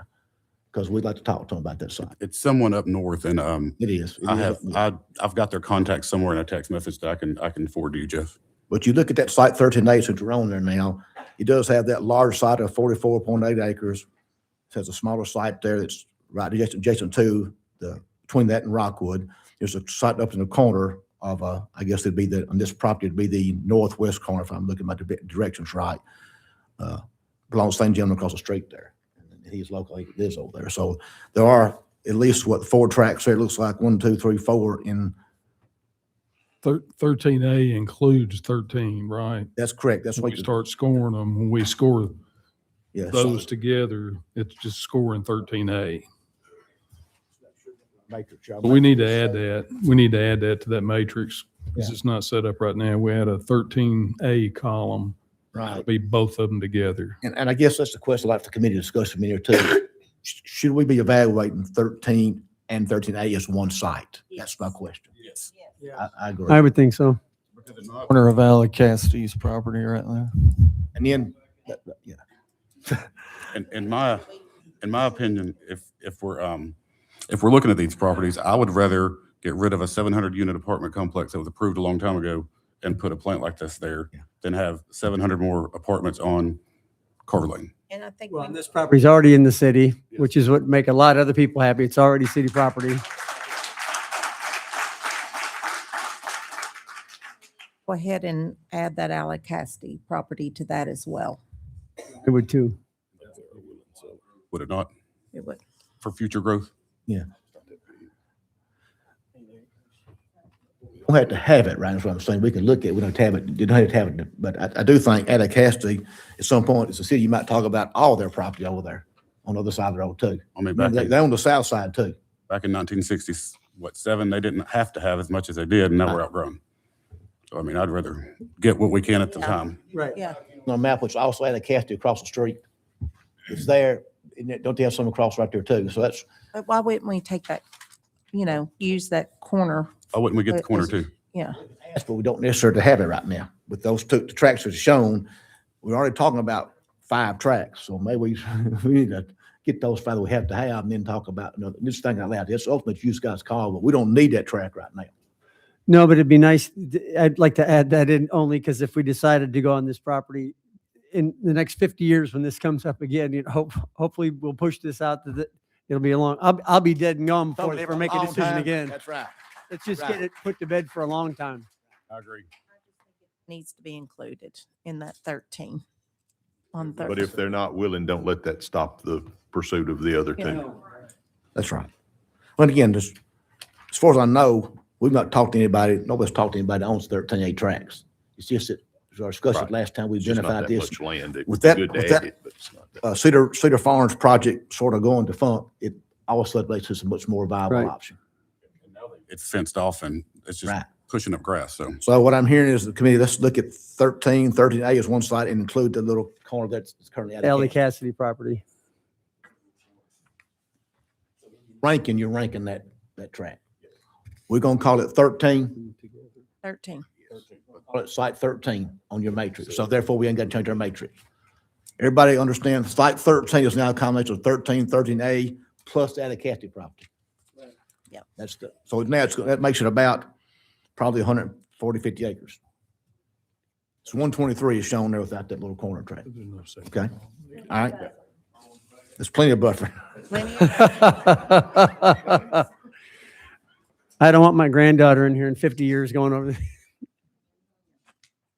Part of a challenge here for the group, we are to identify at least 3 sites in case. I understand. In case one doesn't work. So if that doesn't work, that would be great, no doubt. All right, let's move on through the site 14. That is, I believe, that's the Permapipe property, I believe. Is that correct? Anybody comments on that site other than the fact you got to, I guess my concern is you got to move an existing company. And so we can talk about this one and 16 together, I guess, then, because that's a big thing, right? You got to move the existing company. However, you're right, but yet one's a drugstore, and one's the corporate headquarters, only one we got in town, right, almost. Also, I would note on 14, the site it's not large enough. Based on the 60 acres, but if you use the existing facility and change the size of it, it could be Our criteria is 60 acres, don't forget that. That's our criteria. for a layout right now. Yeah, yeah. So it doesn't even meet that criteria. It's not even half that. But talking about moving an existing facility like this, I mean, I don't see that as a big challenge. You know, you're talking about mainly a lay-down yard here. You're talking about, yeah, they've got a functioning manufacturing facility, but they've also been there forever. There's probably other sites around the area. If they're going to add employees, they want to grow their facility, they might be maxed out. You know, moving facilities like this, I think, deserve good conversations to see if there's really maybe there's an economical benefit for both people to make it make sense. So that's what I think about this one and 16. Is that something we could get with the JECDB with to where, because I know they're on the railroad, and see if they could find them a piece of property that's larger out maybe in Watertown area on the railroad, so they can expand and grow, and then try to do like a swap there. Would that not be something feasible? I think it happens all the time. I mean, I had thought about that too, and just looking at the property, I know they didn't want to sell it because it has an existing business on it, but if they're the only place in America that makes that part or pipe or whatever it is, then they would probably want to grow, like you said, and expand their business. Well, just think about it. They're not in the best access location to hit the interstate with pipe. No. So, I mean, you know. I definitely think that needs to be looked at, as well as the one across the street. On 14, which is the permapipe site. So again, if there's some disagree on that site, that's okay. That's why we have a matrix, we're gonna rank them, right? Yep. All right, let's talk about the Cracker Barrel site. I think this is a home run. I mean, you know, there hasn't been a Class A office Hold up, space. Chad, I misspoken. Site 15 is actually it's actually no TRW site. So we're coming up on that in a little bit later on. So let's look at the TRW site, you know, and I think I shared with a time or two with my background here. A lot of people may not know this. The city of Lebanon already owned about 70% of the TRW property. It was the first, just back in the 60s, the city of Lebanon worked with TRW to bring those folks here. The city owned, it's really weird, the city owned about 70% of that building already, and most of the property out there, about 40 acres total. TRW actually owned 30% of the building plus a little property. So when they sort of started shutting down, the ZF shut down a few years ago, we started talking to them about, you know, acquiring that entire property. It took a long time because of a whole lot of environmental concerns that I'm certainly familiar with. But the bottom line is, you start excavating that property, you start digging, you get into a lot of more issues that you really don't want, I don't believe want to turn up. But go ahead, man. That's what I was fixing to say, Jeff. In my time in Lebanon and working for the city, there are monitoring wells all over that site, which tell me bad things. So, surface and don't start disturbing the earth. yeah, if you could build it above it, you'd be great, but you can't. You're going to have to dig in the ground, and that's not going to be good. The city did a few months ago, I think, maybe recently. I guess if they're closed on the property, you know, do you know that we own the property? The city own the property now, all of it. So it was about 2 years worth of environmental just to get to the point where they got to clean stuff up, et cetera. So that probably does concern me from what I know about it. What it's worth the rest of it. I'm all for sites in the city. Yes. But that's probably the worst one of the ones we've got choices from an I environmental agree. standpoint. I definitely agree. That's another one that would have to acquire some more property around it. It's not meeting our 60 acres as well. And lots of the flood away, as somebody pointed out earlier, a lot that's flood away. So, it sounds great to talk about. Probably the city here owns it. It's got its real issues, unfortunately, But it Very serves high. a use in this conversation, right? It might not be the best spot to put the treatment on, but it might be the best negotiating tool to move a facility if we need to move a facility. So I mean, it's land owned by the city. It's a hard corner, great views, great access, but might not be the right one, but it could be used for negotiation. The fact is, to the city, it may have a purpose in buying it too. It's a great site. Right, for other public purposes as well too, so there you go. So I'm just saying, everybody needs to buy and do their own matrix, et cetera, rating, but I'll assure you, that site probably is most unknown thing, the site we're looking at. Is that fair to say, Regina? This site is most unknown thing, the site we're looking at, for what's below the surface. Okay, now we're ready to go to site 16, which is the Cracker Barrel site. Yeah, it's home run. Comments or discussions? It's about that? contiguous to the existing system. It's got area to expand. You got a corporate headquarters that's been there a long time, probably wants to get away from a sewer treatment facility and probably wants a nice tall glass building sitting next to the interstate. And the community would love to have that shining as a front door entrance to the city. And that's,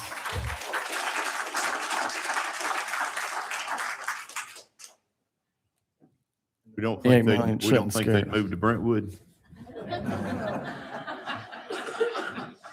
Just asking, because That a few years ago. I know, and that worries me because all the folks that live here and work there all of a sudden would be, and I'm just saying, but it's a good, it's a viable site. I'm not saying that, and it's in the city again, so. Probably the most expensive, probably the most expensive. Sorry. site. Yeah. Just I understand what you're saying. Again, those, as you get into a little deeper, it's probably also the most expensive site too. Yes. It is, but if you look it's at on it the list. singularly, but if you look at it in a combination effort, you know, the return that you could get from it, I think would outweigh that. But you don't My have, opinion. you don't have 60 usable acres on it. Absolutely not. I mean, half of it's in the floodplain Mhm. or floodway, which you can't touch that. But you're expanding the existing system versus creating a new system. Question, Steve, can you address that if you had that site, it's what Kayla mentioned, is that really a possibility? Is that a reasonable expectation of what do you see if you had that site? I hear your point, yeah. You mean by expanding versus building something new? How would you utilize the existing site if you had that property right there? So Steam Cracker Barrel. there's Move the whole page. little opportunity to utilize the existing site with the technologies that we're looking at for the new treatment plant. All of the clarifiers are too small to be reutilized for anything. We could reutilize some of the odor control facilities for a portion of the odor control potentially, maybe off of the new headworks. You know, and you don't really have the ability to, even though it is adjacent to the existing site, because the existing site has to stay fully operational throughout construction until we're ready to move flow over. It's not, you can't go in and be building anything on the existing site. So we literally have to go onto that site, build all of the new equipment, and then be ready to move the flow over. So it's not so much that there is any ability today to make a significant difference.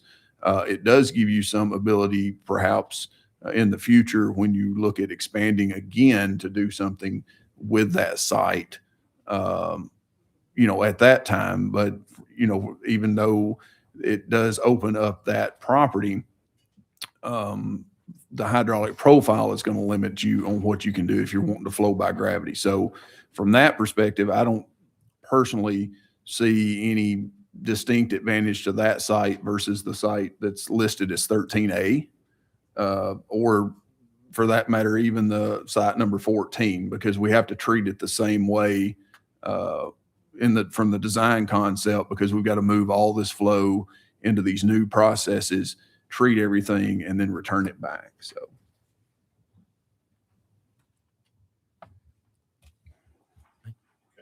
Good to know.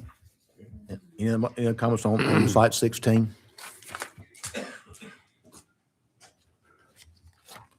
So we're in this area. I just have one comment. You know, my whole life, I knew where the sewer treatment plant was. My kids know where it is. It's no question. And there's a proximity area that is around this location that everybody in this room, everybody watching online knows where the sewer treatment plant is.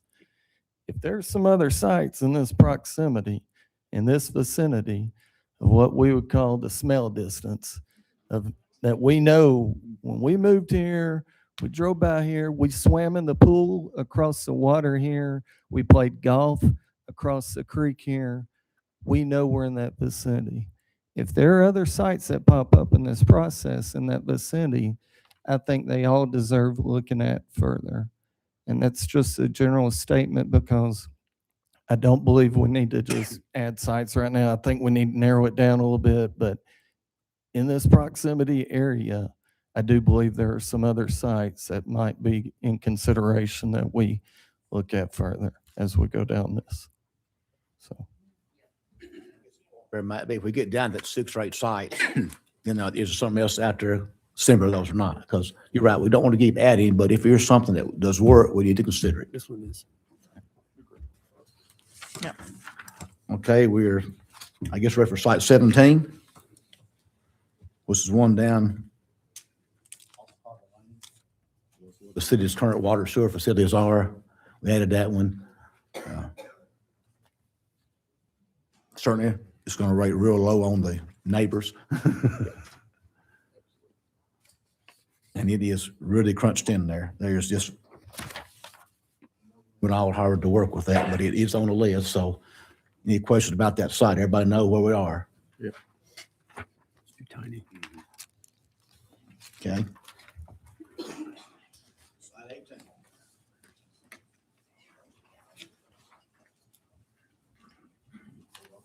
Road. Looks like it's really tight in some of the floodplain there. That was a site that got added at some point, I believe, did it not? Get added at some point in our conversation, so. I think this site's very similar to the floodplain conversation we've been having on other sites. Yeah, there's a way to work through it if you want to. It's probably has pretty tough access too. I mean, Trice Road is not the best access route either. There's not a good way to get there except that direction, but it's obviously technically on the drawing here, it didn't even fit in on the site. But we got asked about it, we identified it, and then I think you'd rank it as you see appropriate. Anything else on 18? Just general question, Steve. If you were to do the first 20 million gallons on one part of this site and then the second 20 million gallons on the other part, is that even viable as you think about that expansion? It's sort of broken into like 2 areas here of development potentially.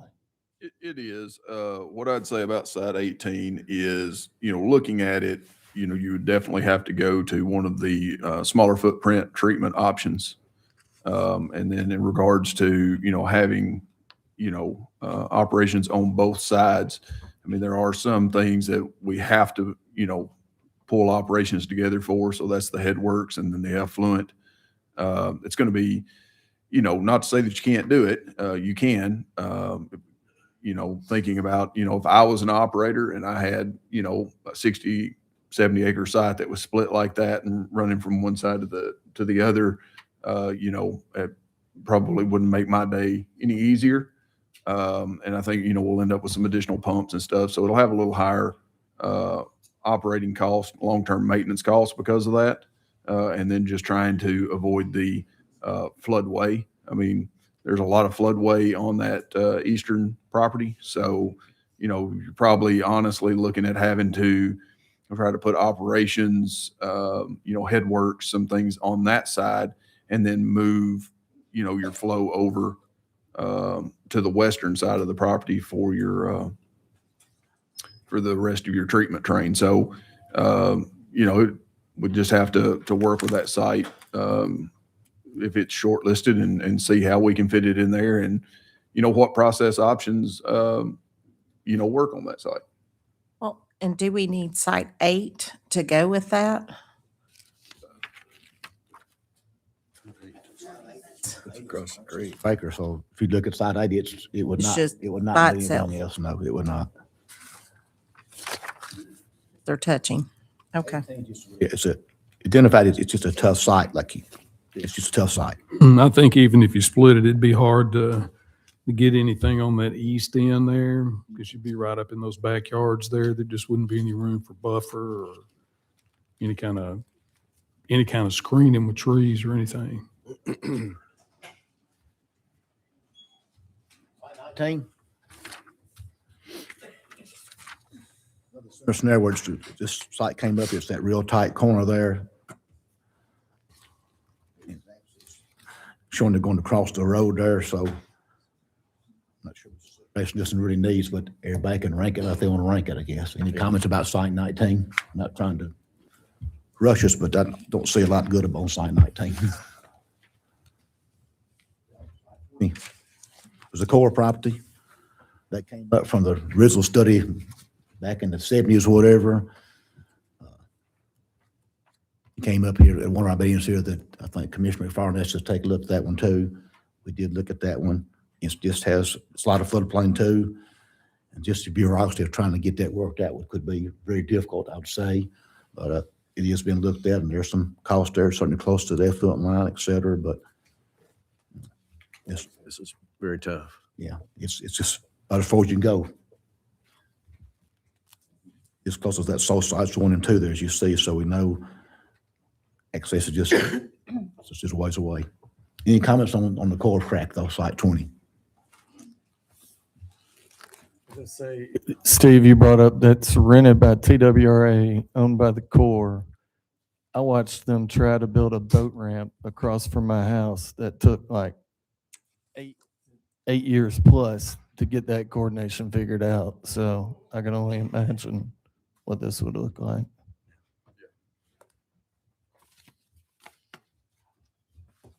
Okay, that's our 20 sites in the book. Leaving any site, we have the Site 21. it's a landfill site, Landfill. landfill property. Landfill, it's own property. I believe it's permitted for landfill, so. To evaluate. Now, Caleb, you had mentioned something about other sites we should look at around the area that it's already in. Is that something you want to? I mean, I just want that statement to be out there, as we dig into those sites in that proximity, if there's something that makes sense in that vicinity. So I think we're all hoping that a couple of sites looked at tonight, like there's 13A could work out. A lot of people would be happy if that would work out. So, but again, we need to have some alternative sites too. So I guess we're charged now, we'll move right on to the chairman comments. We're charged, I think, to come back now, take this information home with you, do your rankings. Actually, we can make sure everybody gets an electronic version where you can do it and just print it out, right? So we'll need to add 21 to this, Brandon, and add site 21. What else did I miss? We're going to, 13 is 13A. Bond. That's one site. So site 13 is 13A, and then Attakachi site. In the corner. In the Alley Cassidy. We'll make sure we got their maps come back out too. That way you'll see there's one site. Not a problem. We'll fix that one map. Like this. So we'll revise this matrix. We'll add site 21 and start 13. It's 13 is 13 and 13A. You'll get that electronically from Brand. I guess it'll come from Brandy or come from you, Regina. Who's going to send it out? Who will send that out? Matrix out. On them again. So there'll be a matrix. Your score is, these are done, enclosed in your packet. You seal it. We'll talk about when they can come back to us. I'd love to get them a few days ahead of our next meeting. We'll decide in a few minutes too, where they can be calculated and reviewed or whatever, not just come here to figure all that out. I'd like to have that done. So we'll look at that date. But I already have the comments now. We're ready to go. Any other quick committee comments before we go into talking about the next meeting and then some public comments? Any other committee comments right now? Just want to say to the crowd, I know this is taking a while tonight, but I hope y'all have a better feeling about how we feel about it than you did when you came in tonight. And just, I I hate to say it, trust us and see what happens, because I think this is going to be, this is going to be Politics. okay. But y'all do. But you've got your time, so go for it. I've told folks, man, it is look, it's process. And we'd all like to say, like Joe said, we'd like to eliminate about 5 or 6 sites now. We could probably sit here tonight and probably get down within agreement to 5 or 6 sites probably. But let's go through the process, get it identified, and then we'll pick it up from there, whatever too. So that being said, no other committee comments. Let's talk about our next meeting date. And I think we tentatively set a date. Somebody help me out. Was it 2 weeks from tonight or 2 weeks from tomorrow night? In my calendar, that came from Andy? June 30 at 4, or June 29 at 4. 29th. That's 2 weeks from tonight. Yep. Set that date with the idea, we'll send out something about, ask you to get your matrix filled out and close in this piece, in this little envelope here. We'll decide where you can submit it to, hopefully in advance, because it really needs to be done in advance to give us time to opportunity to look into it and calculate scores. Go ahead, Randy. Anonymously. Anonymously, that's right. Yes. This, at the end of the day, folks, this is a committee decision. It's not an individual decision. So we're going to score things independently, but the decision is going to be from the group itself, right? So again, like we said before, this is not the final say-so. It helps us eliminate a whole bunch of sites, we hope. And so we'll talk about where to get those, send the email, where to turn those in, whether it be Regina's office or Brandy's office, somewhere to get them turned in. I'm hoping if we're going to meet on Monday, I'll try to get them turned in by that Thursday, maybe.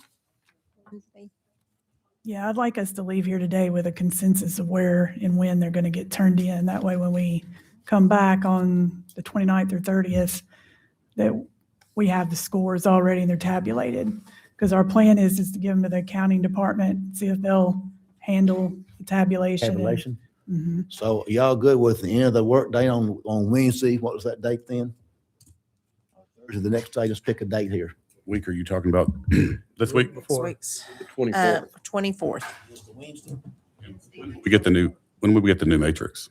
Can we have that out tomorrow, the new matrix, revised We can- matrix? Yes, we can definitely do that. Okay. So have one, I'm thinking we just need to turn them into 200 Carver Lane. Yeah, they can drop them off, mail them, either way, so long as we've got them by Yeah. Wednesday. That gives accounting enough time to You know, tabulate the work scores. the okay, let's say Wednesday in the 24th. Submitted to 200, not Castle Lights, 200 Carver Lane. And let me ask this, once that number is given, will we start eliminating at the next meeting? Absolutely. That's the plan. As Randy said, you can kind of see where some of us are leaning. I hope it gives some reassurance to y'all, because I know a lot of y'all out there, and was raised with some of y'all, and I couldn't imagine what y'all are going through right now. And I want to get this to a closure for you, but I want to make sure the process is done as clearly as possible. Amen. Okay, we're ready for public comments. And then we've got about 3 minutes, please, each of you, so we'll get started. 3.0, Derek Dodson. Just in case any of y'all need to know this, off Alhambra Drive is Madrid Drive, which is the only way to get into the 44-acre site that is 409 Carver Lane, which is adjacent to the 58 acres of the Rockwood site. When you are in the 44-acre site, then there's no doubt in your mind that the next sewer plant is going on that site, the backside of the Rockwood site. And you can see much parkland buffer space whereby a future sewer plant could not be seen, and the sewer plant really close to nothing. Obviously, in due course, the city would have a future land sale contract with 3 other adjacent property owners, whereby that total acreage is approximately 32 more acres. The finished product, 5-track total, being approximately 134 acres of land banked by the city for future needs. This is a 500,000 year decision. And in the next 500,000 plus years, this city is going to need land for who knows what. So maybe it would stay parkland as buffer space all around a sewer plant there. But if the city needed more land, then there's some land, because in the next 10 years, there ain't going to be none and the city will be in the same pickle in the future. So there's 136 approximately acres that can be picked up right there. I think we all are against eminent domain unless it's absolutely necessary. And I don't think it would be necessary in this case. But if it was with regard to the 44 acres owned by the company in New York with the bankrupted 44-acre property, then I would exercise eminent domain on that property in a New York minute. Back to the Alley Cassidy property, the 8 acres there, the total of 36 that I mentioned with the other 2 properties, those 3 properties can be picked up in, as I said, in due course. And Jeff, I did share the contact information for the owners of that property that were out of New York. I sent it to your cell phone. Working on that. I'm basically finished, but I would advise you to go visit that property if you haven't already. And once you're on it, you know there's going to be a sewer plant there.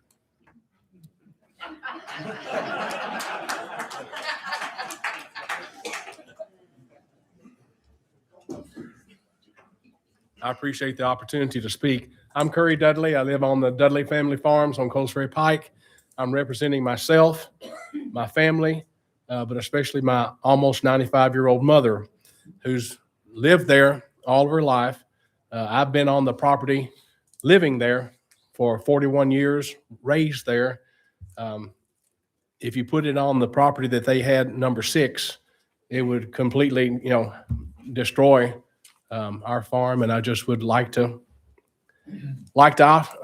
ask you to look at some other options. And I appreciate the opportunity to speak.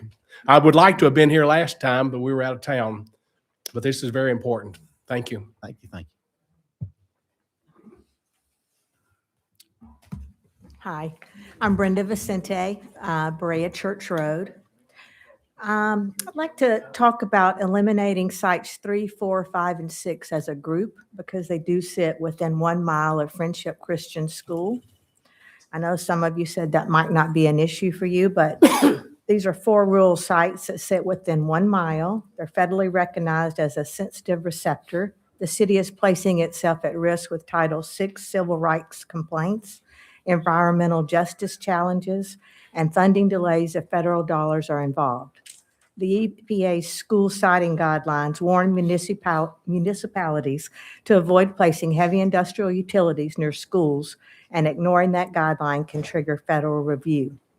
These are not abstract concerns. They're real documented legal vulnerabilities that could delay this project for years and cost taxpayers a lot of money. Proximity to a school does not automatically disqualify or cancel the federal grants.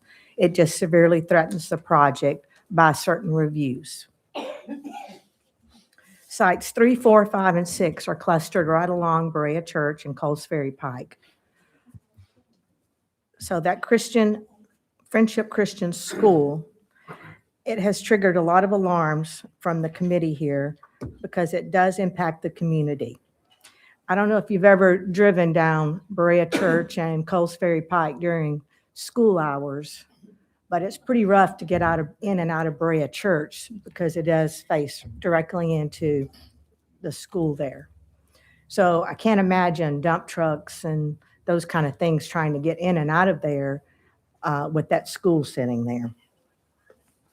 So these properties, when you do grade them, I just want to be sure that it is understood that they are the 1 mile, inside that 1 mile to that campus. So when scoring them, the lowest possible score of 1 out of 5 for land use compatibility and community impact. So if that gets a 1, even if they get the high scores on everything else, I don't see how they could be in your top 10, 5, 6, whatever that is. So the student population, the daily traffic, the school buses, the odor drift, all of that, I just don't see how it could make those 4 sites could be in your top. One of the other things that I would like to say is, I know y'all were discussing earlier about not understanding the cost or knowing the cost yet at this point for the footprint of the better technology. It seems like to me you should know the cost difference of putting the best technology on the smaller sites. So for example, when you're talking 13A or even the TRW plant, if you took 20 acres of that and put the best technology there, it would fit. Wind up if you could. Try to wind up. Thank you. Good evening. My name is Leslie Gunther, and my husband Jeff and I live at 450 North Denny Road out on the lake. We are directly next to the Core and WMA property, which we hold absolutely dear. I'm here to oppose the consideration of building a sewer plant, not just on Core property, but anywhere in the county that sits outside of the urban growth boundary. Like all of the other residents of Possum Town, we live in a rural area of Lebanon. Excuse me. We live in a rural area of Lebanon for a reason, and we enjoy our country lifestyles. When Jeff and I moved to Tennessee 4 years ago, we had narrowed down possible communities from 12 down to 4, Lebanon being at the top of the list, when the Lord led us to an absolute blessing of a property out in the country. This was the culmination of our obedience and the fulfillment of a lifelong dream. When we came here, so many folks asked, why Lebanon? And our answer has and always will be, why not Lebanon? We absolutely love this town. And now, excuse me, we love this, the people and our lifestyle here. We love this town. And now the city of Lebanon, which we are not governed by, wants to tread on that ideal and the dream, not just for us, but for our neighbors and our immediate community. We feel we have been entrusted to steward the acreage that we have and to preserve the land around us for our future generations. A friend of ours is a farmer and a cattle rancher and a winemaker back in California, and he has a family creed. We live to honor those that come before us, to prepare the way for those yet to come. Those of us in Possum Town all feel we are working to honor those that have left us something beautiful, so that we may all continue to steward what is ours and create a legacy for our children and their children. I just pray the city of Lebanon doesn't take that honor and legacy from any one of us in the county. So now my question is, why not in Lebanon? That's where this plant belongs, and I implore all of you to help us keep our legacies protected.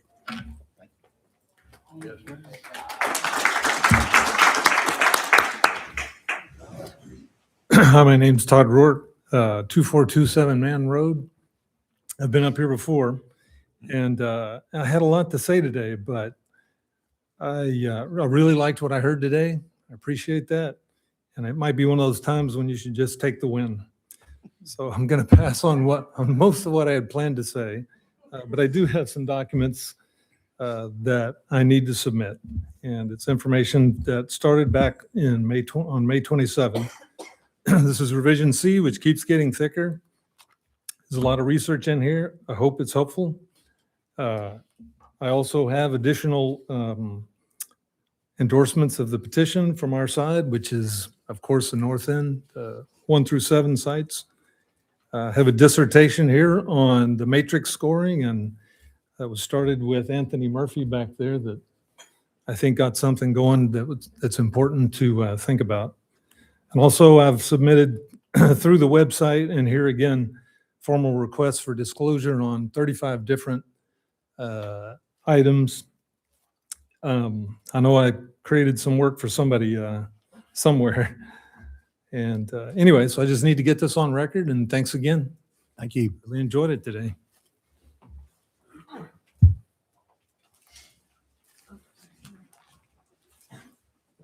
We'll reset that. Charles Smith, Leo Lane.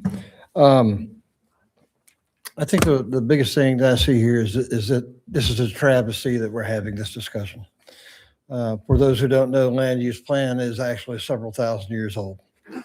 The people who have always used it previously have been called king, emperor, shah, etc. It was intentionally not brought to the United States, as it comes from a monarchical design.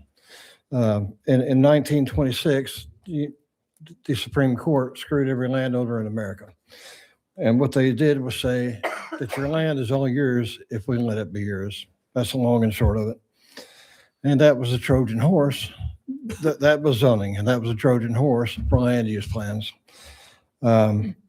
and that was done in 1973. I'm glad I heard what I heard today. I think some progress was made, but it's the difference between having a double compound fracture and a regular fracture. It still hurts. I speak from experience with that. The whole principle of owning your own land is you get to do what you want to do with it, and none of you get to tell you what I can do with my land. That was one of the key principles in the founding of this country. The king could just come in and do whatever he wanted to do, and you didn't have anything to say about it. That is no different from what is happening today. Work on that, Phyllis. You guys, not you, okay? But what was done was premeditated.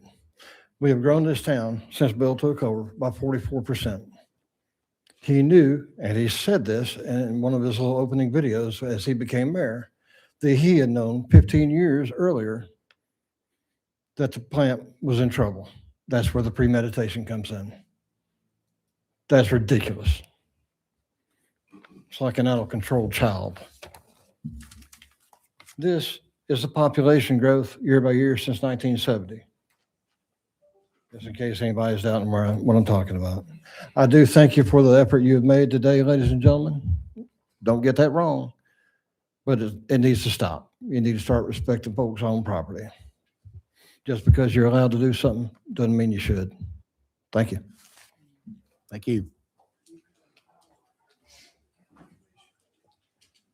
Joe Vicente, 1120 Berea Church Road. I too am encouraged by what we've heard today. I'm not quite at the trust level yet, but we're making progress. I understand that everyone here is working on the process and the diligence. And to that end, I would ask that you do the same with the TRW site. I know there's a lot of conversation related to the environmental impacts there, but I also know just in March that the city did acquire the other 10 acres there. So TDEC has been working at that facility since, I think, it was over 20 years. So they are well aware of what environmental impacts are there, the remediation. They're in phase 2 now. I encourage you to actually get the files and talk to the project manager to find out exactly what is going on there from the environmental impacts. I know that the city itself has talked about putting a public works facility there. This is short term. They want to talk about the garage. They actually just made comments in the last meeting when they acquired it, how they feel that the cafe with some remodeling can be used. Those things seem to fly in the face of what might be considered by this committee as a lot of environmental issues. So again, I think this is something where you can come to your own conclusions by doing the diligence with TDEC, and that's my point. Thank you. Thank you. Hey guys, Toby Wood Payne. I'm on Berea Church.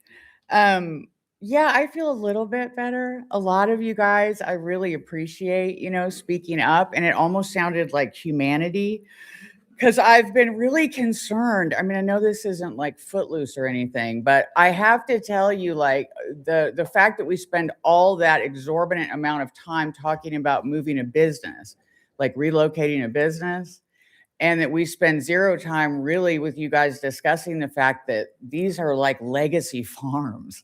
I mean, if someone's just like, can you imagine sitting at your dinner table and someone just comes in and is like, I'm going to be taking your property?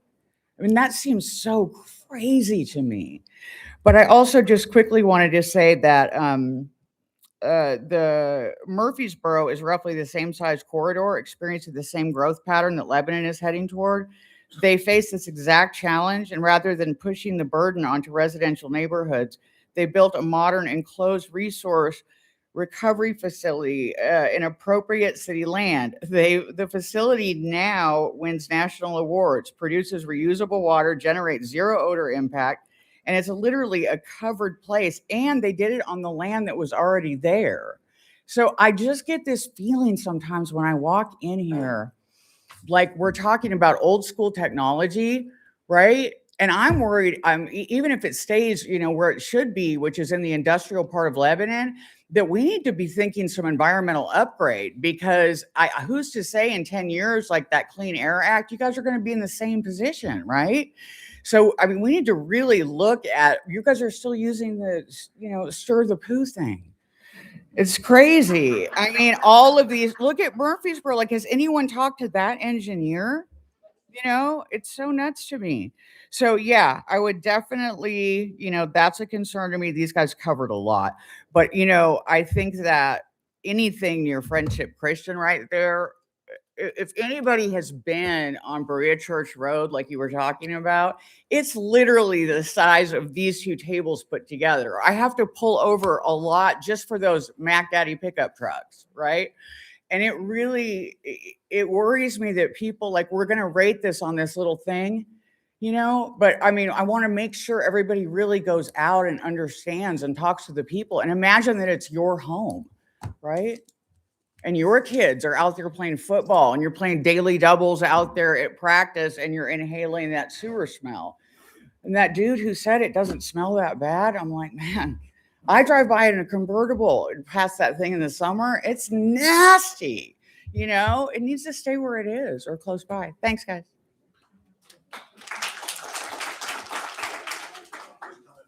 Again, I'll make it clear, this site, the technology is exactly the same in Murfreesboro. Is that not correct, Steve? Yes, the Exactly. reference to Murfreesboro, the layout that you all have seen pictures of is the same exact type of basin that is at Murfreesboro. Same technology, et cetera. Exactly. Just for clarity. Okay. Yes, ma'am. Teresa Rogers, and I'm at 311 North Denny Road. And I just want to thank you all for your bravery to be on this committee. I would like to publicly request that you do not score any of these properties until you have all the information on all the sites that are available. Just today, members of this committee have said that this is the largest investment the city of Lebanon has ever considered or possibly will. This is true, which we all know it is. It deserves the highest level of due diligence, transparency, and scrutiny before a final decision is made. The city has known, as we've said already, over a decade, 15 years, that this wastewater capacity would become a challenge. So we have to ask, why now? Suddenly, are we being told that we must rush? Please don't rush. Rush to meet a September deadline. We're being told that missing the deadline could cost us approximately $320,000. I know that's not correct, but it's really close, and it's a very small, significant amount of what the overall cost of this plant's going to be. The people of Lebanon deserve the respect of knowing that their homes, their property, their quality of life, their future are worth more than a deadline that the city itself has known for years. Please give us that respect. That is why many of us continue to ask for your transparency. We are being told that a traditional activated sludge plant is the best option, that 60 acres is needed, and that an MBR plant is too expensive. Yet neither this committee nor the public has been shown a transparent comparison of these alternatives. We're told to take it as word. What is the actual cost difference? What are the 20 and 30-year operating costs? What are the land acquisition costs? What are the infrastructure costs? What are the future compliance costs for permits? What are the costs permanently of committing 60 acres of our rural land? What is the value of that cost? Why are we evaluating alternative sites as if they must accommodate only this traditional 60-acre plant? If an MBR plant facility has significantly smaller footprint can be enclosed for odor, can be expanded as the city grows, which we know we will. It can offer greater flexibility on how it's designed. Shouldn't the public be shown that comparison before a decision is made? This is not about opposing growth. Lebanon is growing. We know that. People love it here. That's why we're growing. It's what makes it special. The balance between progress and preservation must be met. The love that Lebanon still has open spaces, rural character, quality of life that many communities have lost. We can look around us. They've lost those. We're the only city left that has it. Before we permanently transform and degrade 60 acres of land and commit taxpayers to the largest investment in our city's history, we owe it to the people to ask one simple thing. Please show us the analysis. Show us the alternatives. Show us the numbers. Please show us. Thank you. Thank you.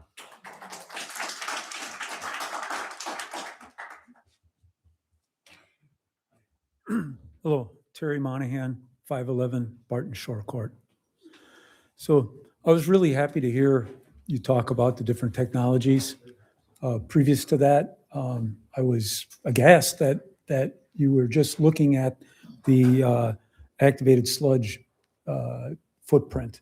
And I understand through your meeting today what you're doing. But when we talk about the future and what technologies are out there, if you consider the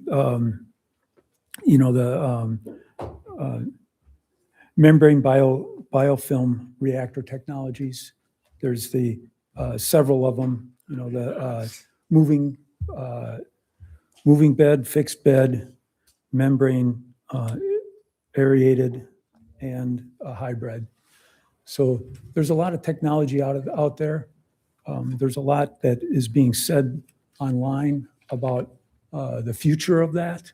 And so I wanted to say that I'm sure you're aware that the present activated sludge process the city is using today emits greenhouse gases and nitrates that exceed any of the membrane biofilm reactor technologies. And that ever-tightening Environmental Protection Agency is going to require wastewater treatment plants to comply with a stricter EPA levels of discharge in the future. So I guess, when you use that outdated technology, and I know some people use it, but let's be realistic. It's technology from 100 years ago. That plant was built in 1960, I understand. This plant that you're going to build now is going to last another 50 years or so. And if you look at Jerry McFarland brought up the other day that there's some acreage on the existing site, and and maybe there isn't enough there, and maybe you can go next door. That this biofilm reactor is something that's expandable. It also can be used to incorporate into what's existing. So, and in the future, there's a lot of promising developments and materials for upgrades to the membrane.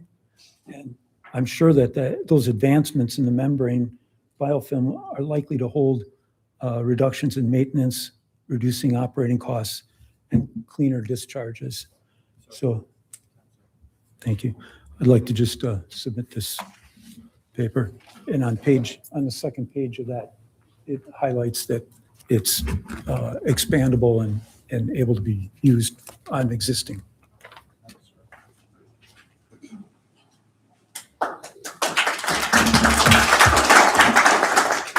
Hi, Jeff Barnes, 1413 Alhambra. We would be part of Site 13A.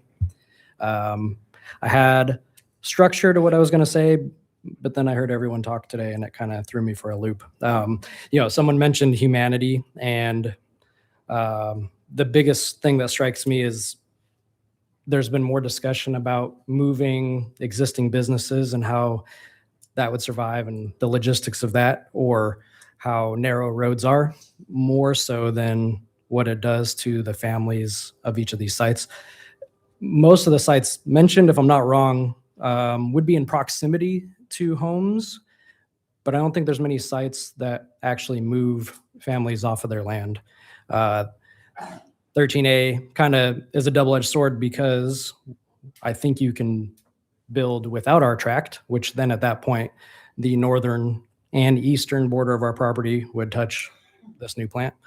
Or obviously we can move and you can have that piece of land there. So it really doesn't have a great outcome for what our family's looking at. I'm married into this family. My wife, this is her childhood home. They've been there since the late 80s. I'd be surprised if people haven't been there. We've taught thousands of children to swim out of our pool there that's inside the home. So it's really had an impact on the community, even well before the Jimmy Floyd Family Center was here. I would like to tastefully deflect to other sites that don't have an impact on families. I think TRW, I'm sure, above my knowledge of how that can come to fruition, is a great choice. And same, the other problem I had is when talking about Rockwood, it seemed like the floodplain was easily overcome, but every time you come up with a floodplain for any other site, for some reason, it's a massive issue. So I would like you to look at it through the same light and to not push 13A as your top choice when this is supposed to be something that you each work through from your own metric. I feel like you've pushed this site as your favorite rather than leaving it neutral. So I hope you would take the opportunity to find another site, and I'll be back for the next meeting to talk again. Thank you.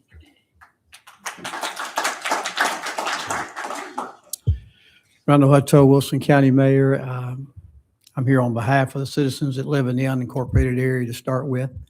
I thank you for serving on this committee. It is not an easy choice. There's not a good choice probably to make for many people. But for the people that live in the county that have reached out to me, that bought a home, expected to be outside the city and to live in an environment where they could have peace and quiet, this is their dream home. For me today, it's just simply to represent those people that go home every night right now with their guts churning because they don't want to wake up next door to what Caleb said earlier. You never forget what that place is. No matter how you disguise it, that's an issue. And so I'm here to represent those people, but I also represent the people that live inside the city. And I was reminded this morning by a person that called me that said, you represent the people that live inside the city limits, and I do. And I realize that we have schools that use your sewer. We have jails that use your sewer. We have a court system that uses your sewer. And so it is important. And the decision that you got today is not a want, it is a need. So I don't know about the cost of it mattering either way because it's something that you got to have.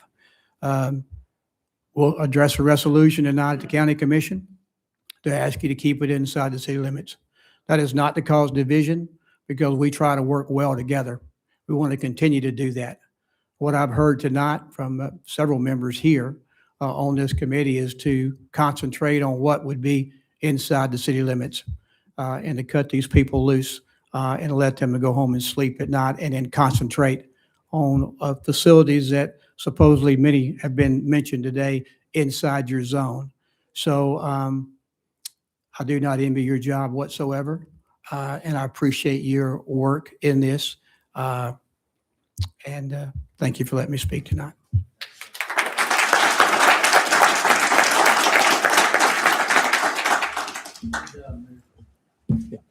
Hey, I'm Kenny Salas, 1016 Berea Church Road.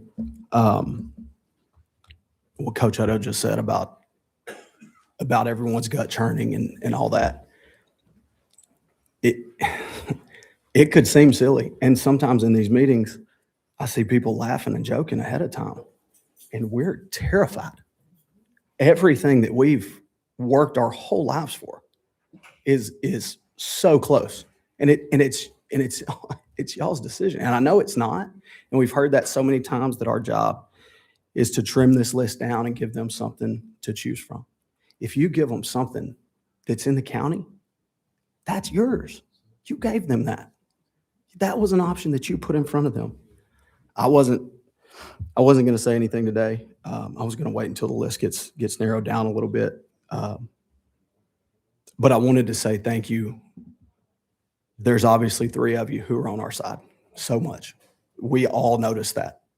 Not that the rest of you aren't, I don't know. But 3 of you, it's very clear, and thank y'all. People are talking about the size and specifics and facts about sewer plants and all this stuff, and the human decency and the common sense is so easy here. all the signs that are going up, the no sewer factory signs, sewer plant signs. Yesterday, we pull out of our driveway and I had my 3 kids in the back seat, 4, 6, and 7. And they asked me what it was for the first time. And, I told them. So they call it the poop factory, right? I mean, it's what it is, right? So I have to tell them that they want to put it on Mr. Bruce's hill right here. And guys, I have to drive around with 3 crying kids because they can't figure out. I'm gonna tell you the questions they asked. Questions that make sense to all of us. They said, "Daddy, we love Lebanon. Why would they do that?" Maybe I don't know. I didn't think they would. I heard about this a year ago. I said, that'll never happen. Here we are. So where will all of our animals go? Baby, I don't know. I said, well, why don't they just build it like beside the other one? I don't know. It was more common sense questions, but I'm running out of time. We've all come used to the people moving here, and we all know it. Hey, don't California my Tennessee. Guys, please don't city our country. We chose to live out there. That's what we want. Please let us be that way. Thank y'all. Thank you.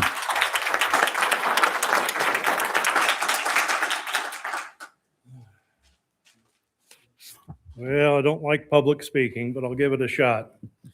My name is Ted Grishewski, Wilson County resident, lives at 1215 Ballin Trace, stone's throw away from site number 1, and half a stone's throw, away from a bald eagle's nest. And that bird means a lot. Anyway, I am opposed to any of the sites along Manners Road, Berea Church.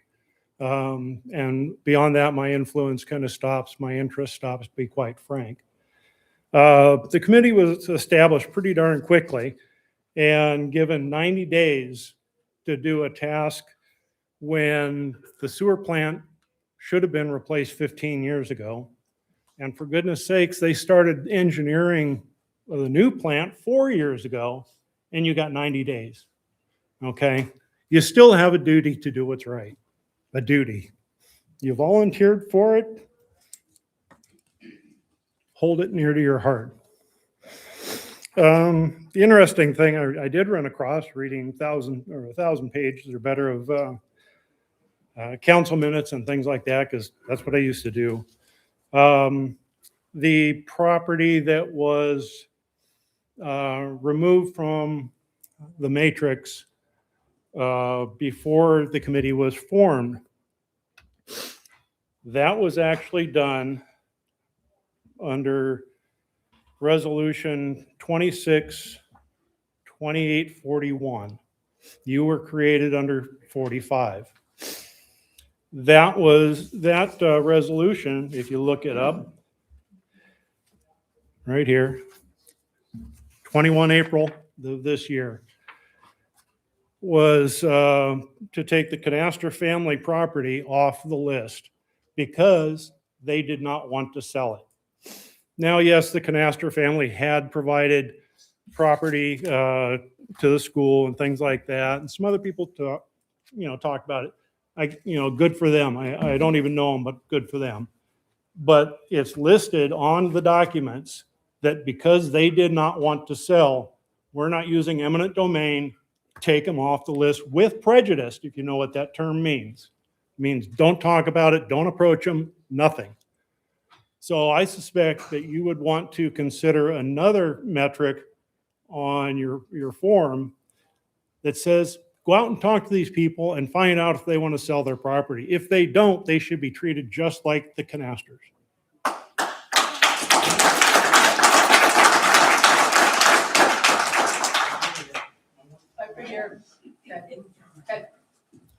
My name is Leanne Blevins. I live at 204 Peyton Farms Road. I'm going to sound a little different than everybody else tonight, I think. I know a couple of you. I know you're good people. The rest of you, I know some of you got drafted to be on this committee. Didn't ask, just were told. But I want to thank you for being here and listening to all of us and still coming back tonight and fighting for what's right or what we think's right. But what's right and not just what one person or others may want to say. I want to thank you for that. I hope you will continue to listen. And I personally thank you for that. I will say to the 3 council members, I know this committee was started, and Camille, I'm not trying to attack, but I hope y'all will learn that if you start a committee like this went backwards. We need to learn how to make sure, and I don't know that I would have done it any better, but I hope you'll take this as a lesson to make sure we don't go backwards on something, because this ended up kind of going backwards. And I don't think at any time it was intended to be, but I think it's a good lesson for all of us to learn. 2020 is, hindsight is 2020, to learn how we can make sure that the parameters we set don't send us backwards sometimes when we do something like that. And thank y'all for what you do too. Thank you. Jason Denton. I live at 5051 Coles Ferry Pike. As most of you know, I'm an attorney, also farmer, landowner, and attend Berea Church of Christ. I just ask that when you go to your scoring matrix, that some things that have been discussed tonight about the environmental effect and the community effect, that you just don't glaze over those and don't ignore those for the interest of, oh, it's only going to take 250 feet of pipe. Because those are the things that are important to these people here and to myself. I grew up very poor. I've worked hard for what I have earned, and I'm right next door to site number 5, the McFarland Farm. I raise goats, cattle, horses, and chickens. To me, the things that I would ask you to consider when you're considering anything outside the urban growth boundary would be that we live there because we want to. If we wanted to deal with these problems, we would be in the city. So I would just ask that you try to keep it in the city. I was very encouraged tonight by everything that I heard. I'll be honest with you.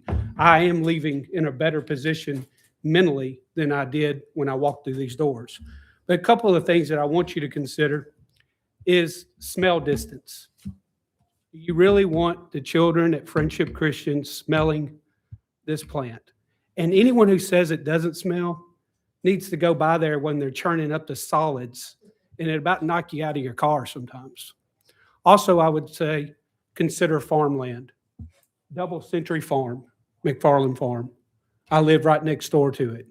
That is important because he's raising cattle, he's cutting hay. I'm doing the same thing, but I do it over 3 counties. I've got a farm in Sumner, got one in Smith, and I got one in Wilson.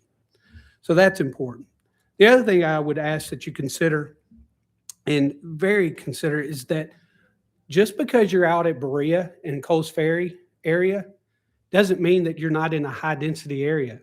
Clay Estates and Carly Estates has over 200 family homes right there. And that is less than 800 feet from site number 5. And lastly, the more important thing to my heart is where I worship. I don't want to smell it when I'm worshiping at Berea Church of Christ on Sunday mornings. And this plant would be right next door to Berea Church of Christ. I've got a correspondence here from me and Jerry McFarland that I'm going to submit for the record. And both of us have signed it. Please consider those things when you're scoring. Thank you. Thank you.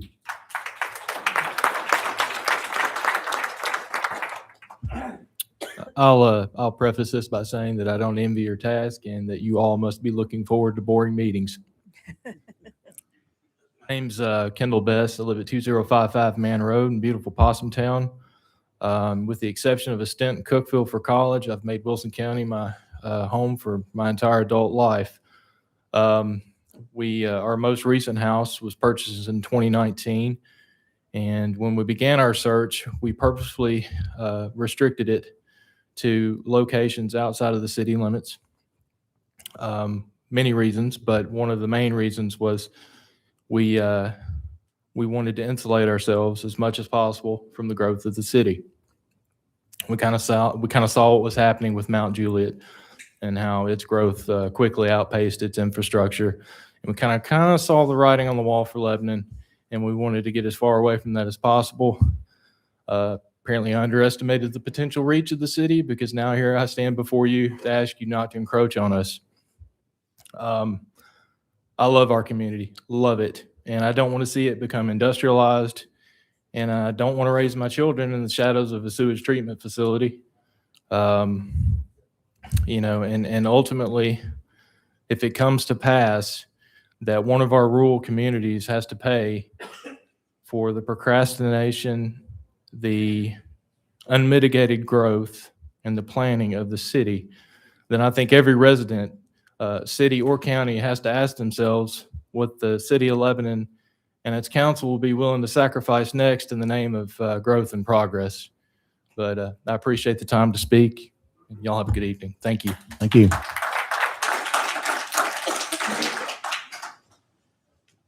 Philip Donnell, the man that just won't go away. You know, I hate that y'all have this task, and I know moving forward that this is going to city council.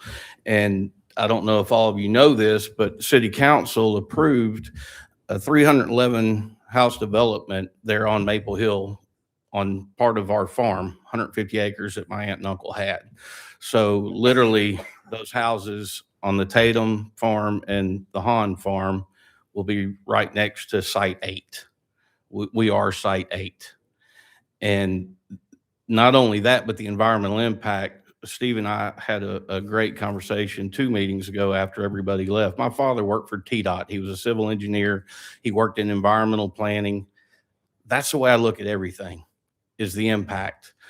If you'd come to me and asked me to do this matrix, number one would have been, does the family want to sell? That should have been the top question. And yet nobody has talked to me or my mother about our farm if we're willing to sell. And like was brought up about the Canaster farm, they didn't want to sell. There was a resolution. It was taken off the list. I think that every family out there that owns property and there's a home sitting on it, and at the last meeting, I got up and walked out because I saw a tank sitting on a graveyard that's on our farm that has people from the late 1700s buried in it. That would be another thing on my matrix. What sort of historical value does this property have? You know, we're in Wilson County. There's limestone, there's sinkholes. These aren't things that you can see from a sterile environment sitting in an office looking at a map. Jeff's been out to that farm. He knows how much rock is out there. He knows we're bordered on the entire north side, the northwest side, and the west side by water, by Barton's Creek and Palmer's Branch and the Horn Springs that feeds into Palmer's Branch. You know, I'm not just fighting for me. I'm talking about everybody that's out in the county. This has been a problem that the city has, and I hate to say overlooked, but in Jeff's own words and the mayor's words, we've known about this for 15 years or more. And since they've painted themselves in the corner, let's not put it on the shoulders of the people out in the county. Let's try to make this stay in the city as close to the existing plant. And then maybe once we get that plant online, we can update the old plant. And we're looking at the next 100 years instead of 50 years. Good luck, y'all. Thank you. Thank you, Philip.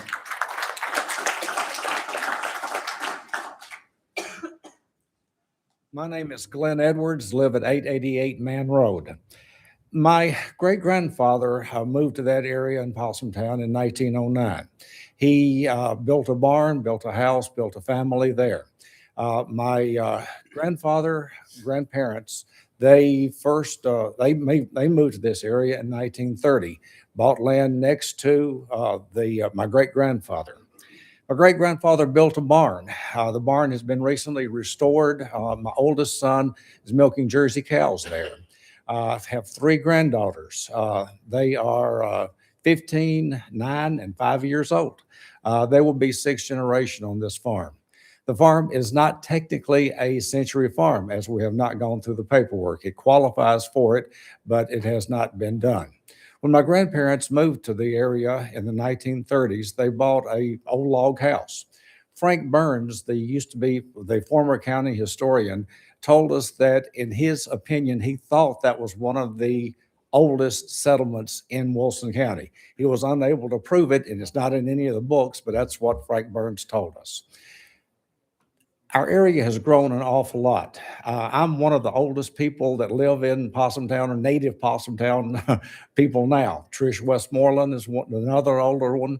Jerry McFarland. There's probably some other older folks that live there that I'm overlooking, and I apologize for that.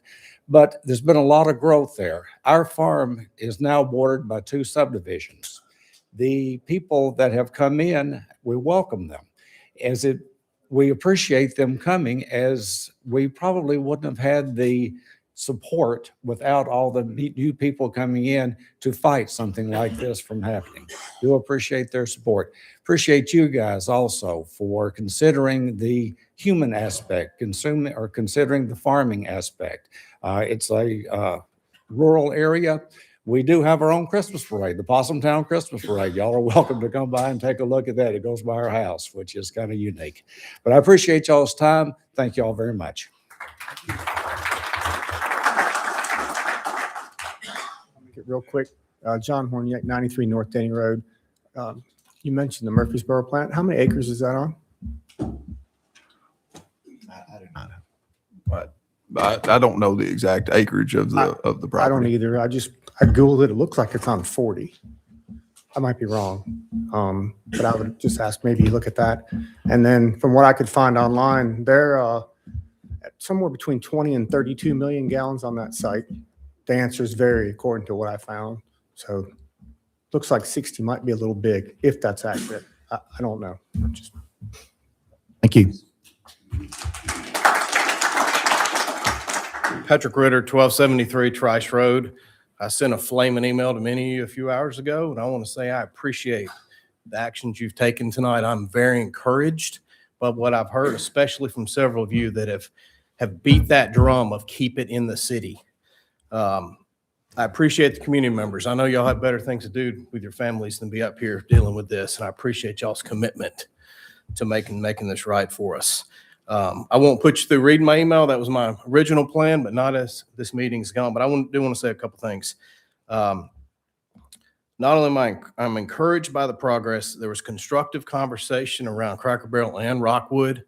Rockwood has been the willing seller all along. As I spoke up here the night the Knatzer farm was taken off the agenda, I said, why aren't you looking at Rockwood? They're a willing seller. There's case law that says if you take somebody else's property, when a willing seller is able to or willing to sell to you, you're going to have a big problem. That's not going to bode well in a court, even though governments can take property for eminent domain. Rockwood's willing to sell. Question that came up tonight, why isn't TRW responsible for all of the contamination? I'm not asking you to answer me tonight, but somebody probably ought to look into that. Surely back in the 60s, there was some sort of indemnification clause in that agreement. That's a big company. Whoever the predecessor was to Rockwood, you can't just walk away from environmental concerns because you flipped your company. Somebody ought to get Mr. Wright to look into that. I appreciate Mr. Jones elaborating on other technologies. That was part of my flaming email I sent earlier today. I understand there may be higher cost. Mrs. Rogers said it very well about not related to, I guess she's married to Mr. Rogers now that I think about it. Her comparison requirement around better technology and a 20 or 30-year operating cost, I think that was spot on. Being a finance guy, I love a 20 or 30-year cost plan. I appreciate what y'all have done. I know the Knatzer farm was one thing and there was a small outpouring. I think you see this has become a community movement, even bigger than it was against the Knatzer property being taken. I appreciate y'all. And what I term my email is it time to pivot. I feel like we're finally pivoting. Thank you.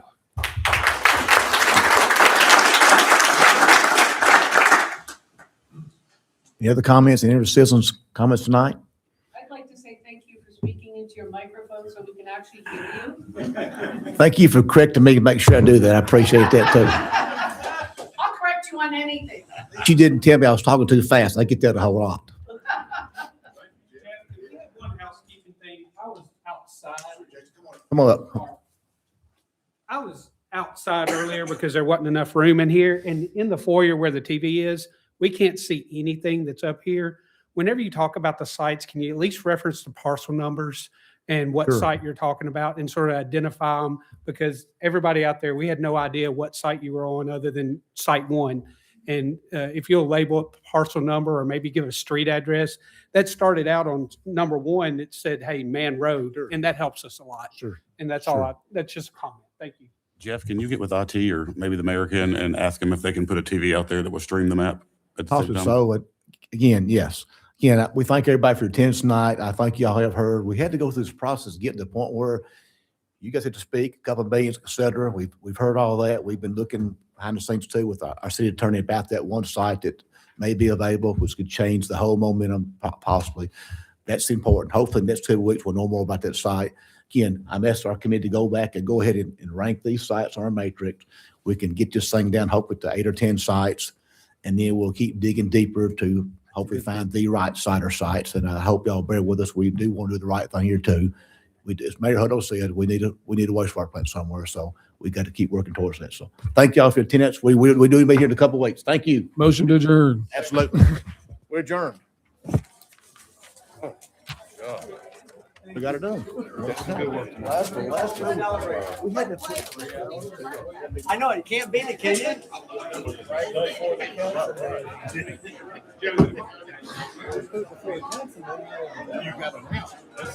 Yeah. Bill's, I'm a late fall birthday. The better in October.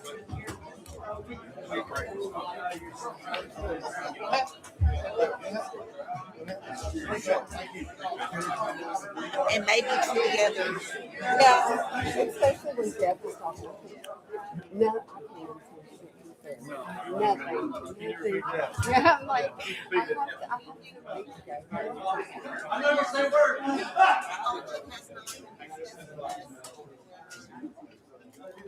A smaller facility or smaller.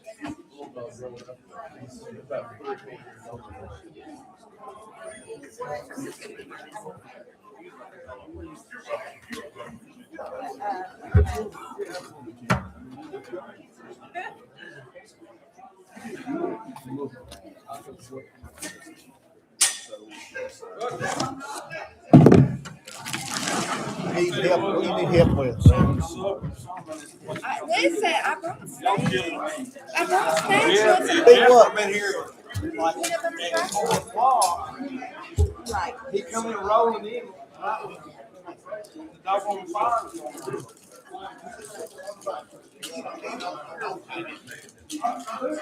Parents, make sure the center open.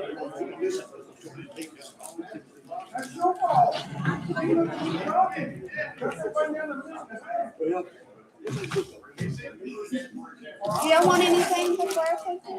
You sure?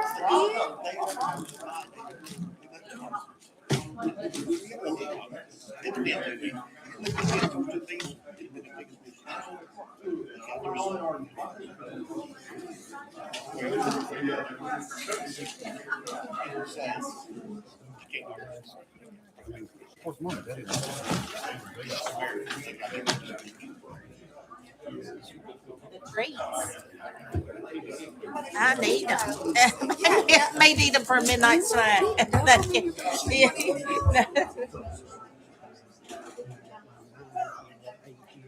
You're welcome.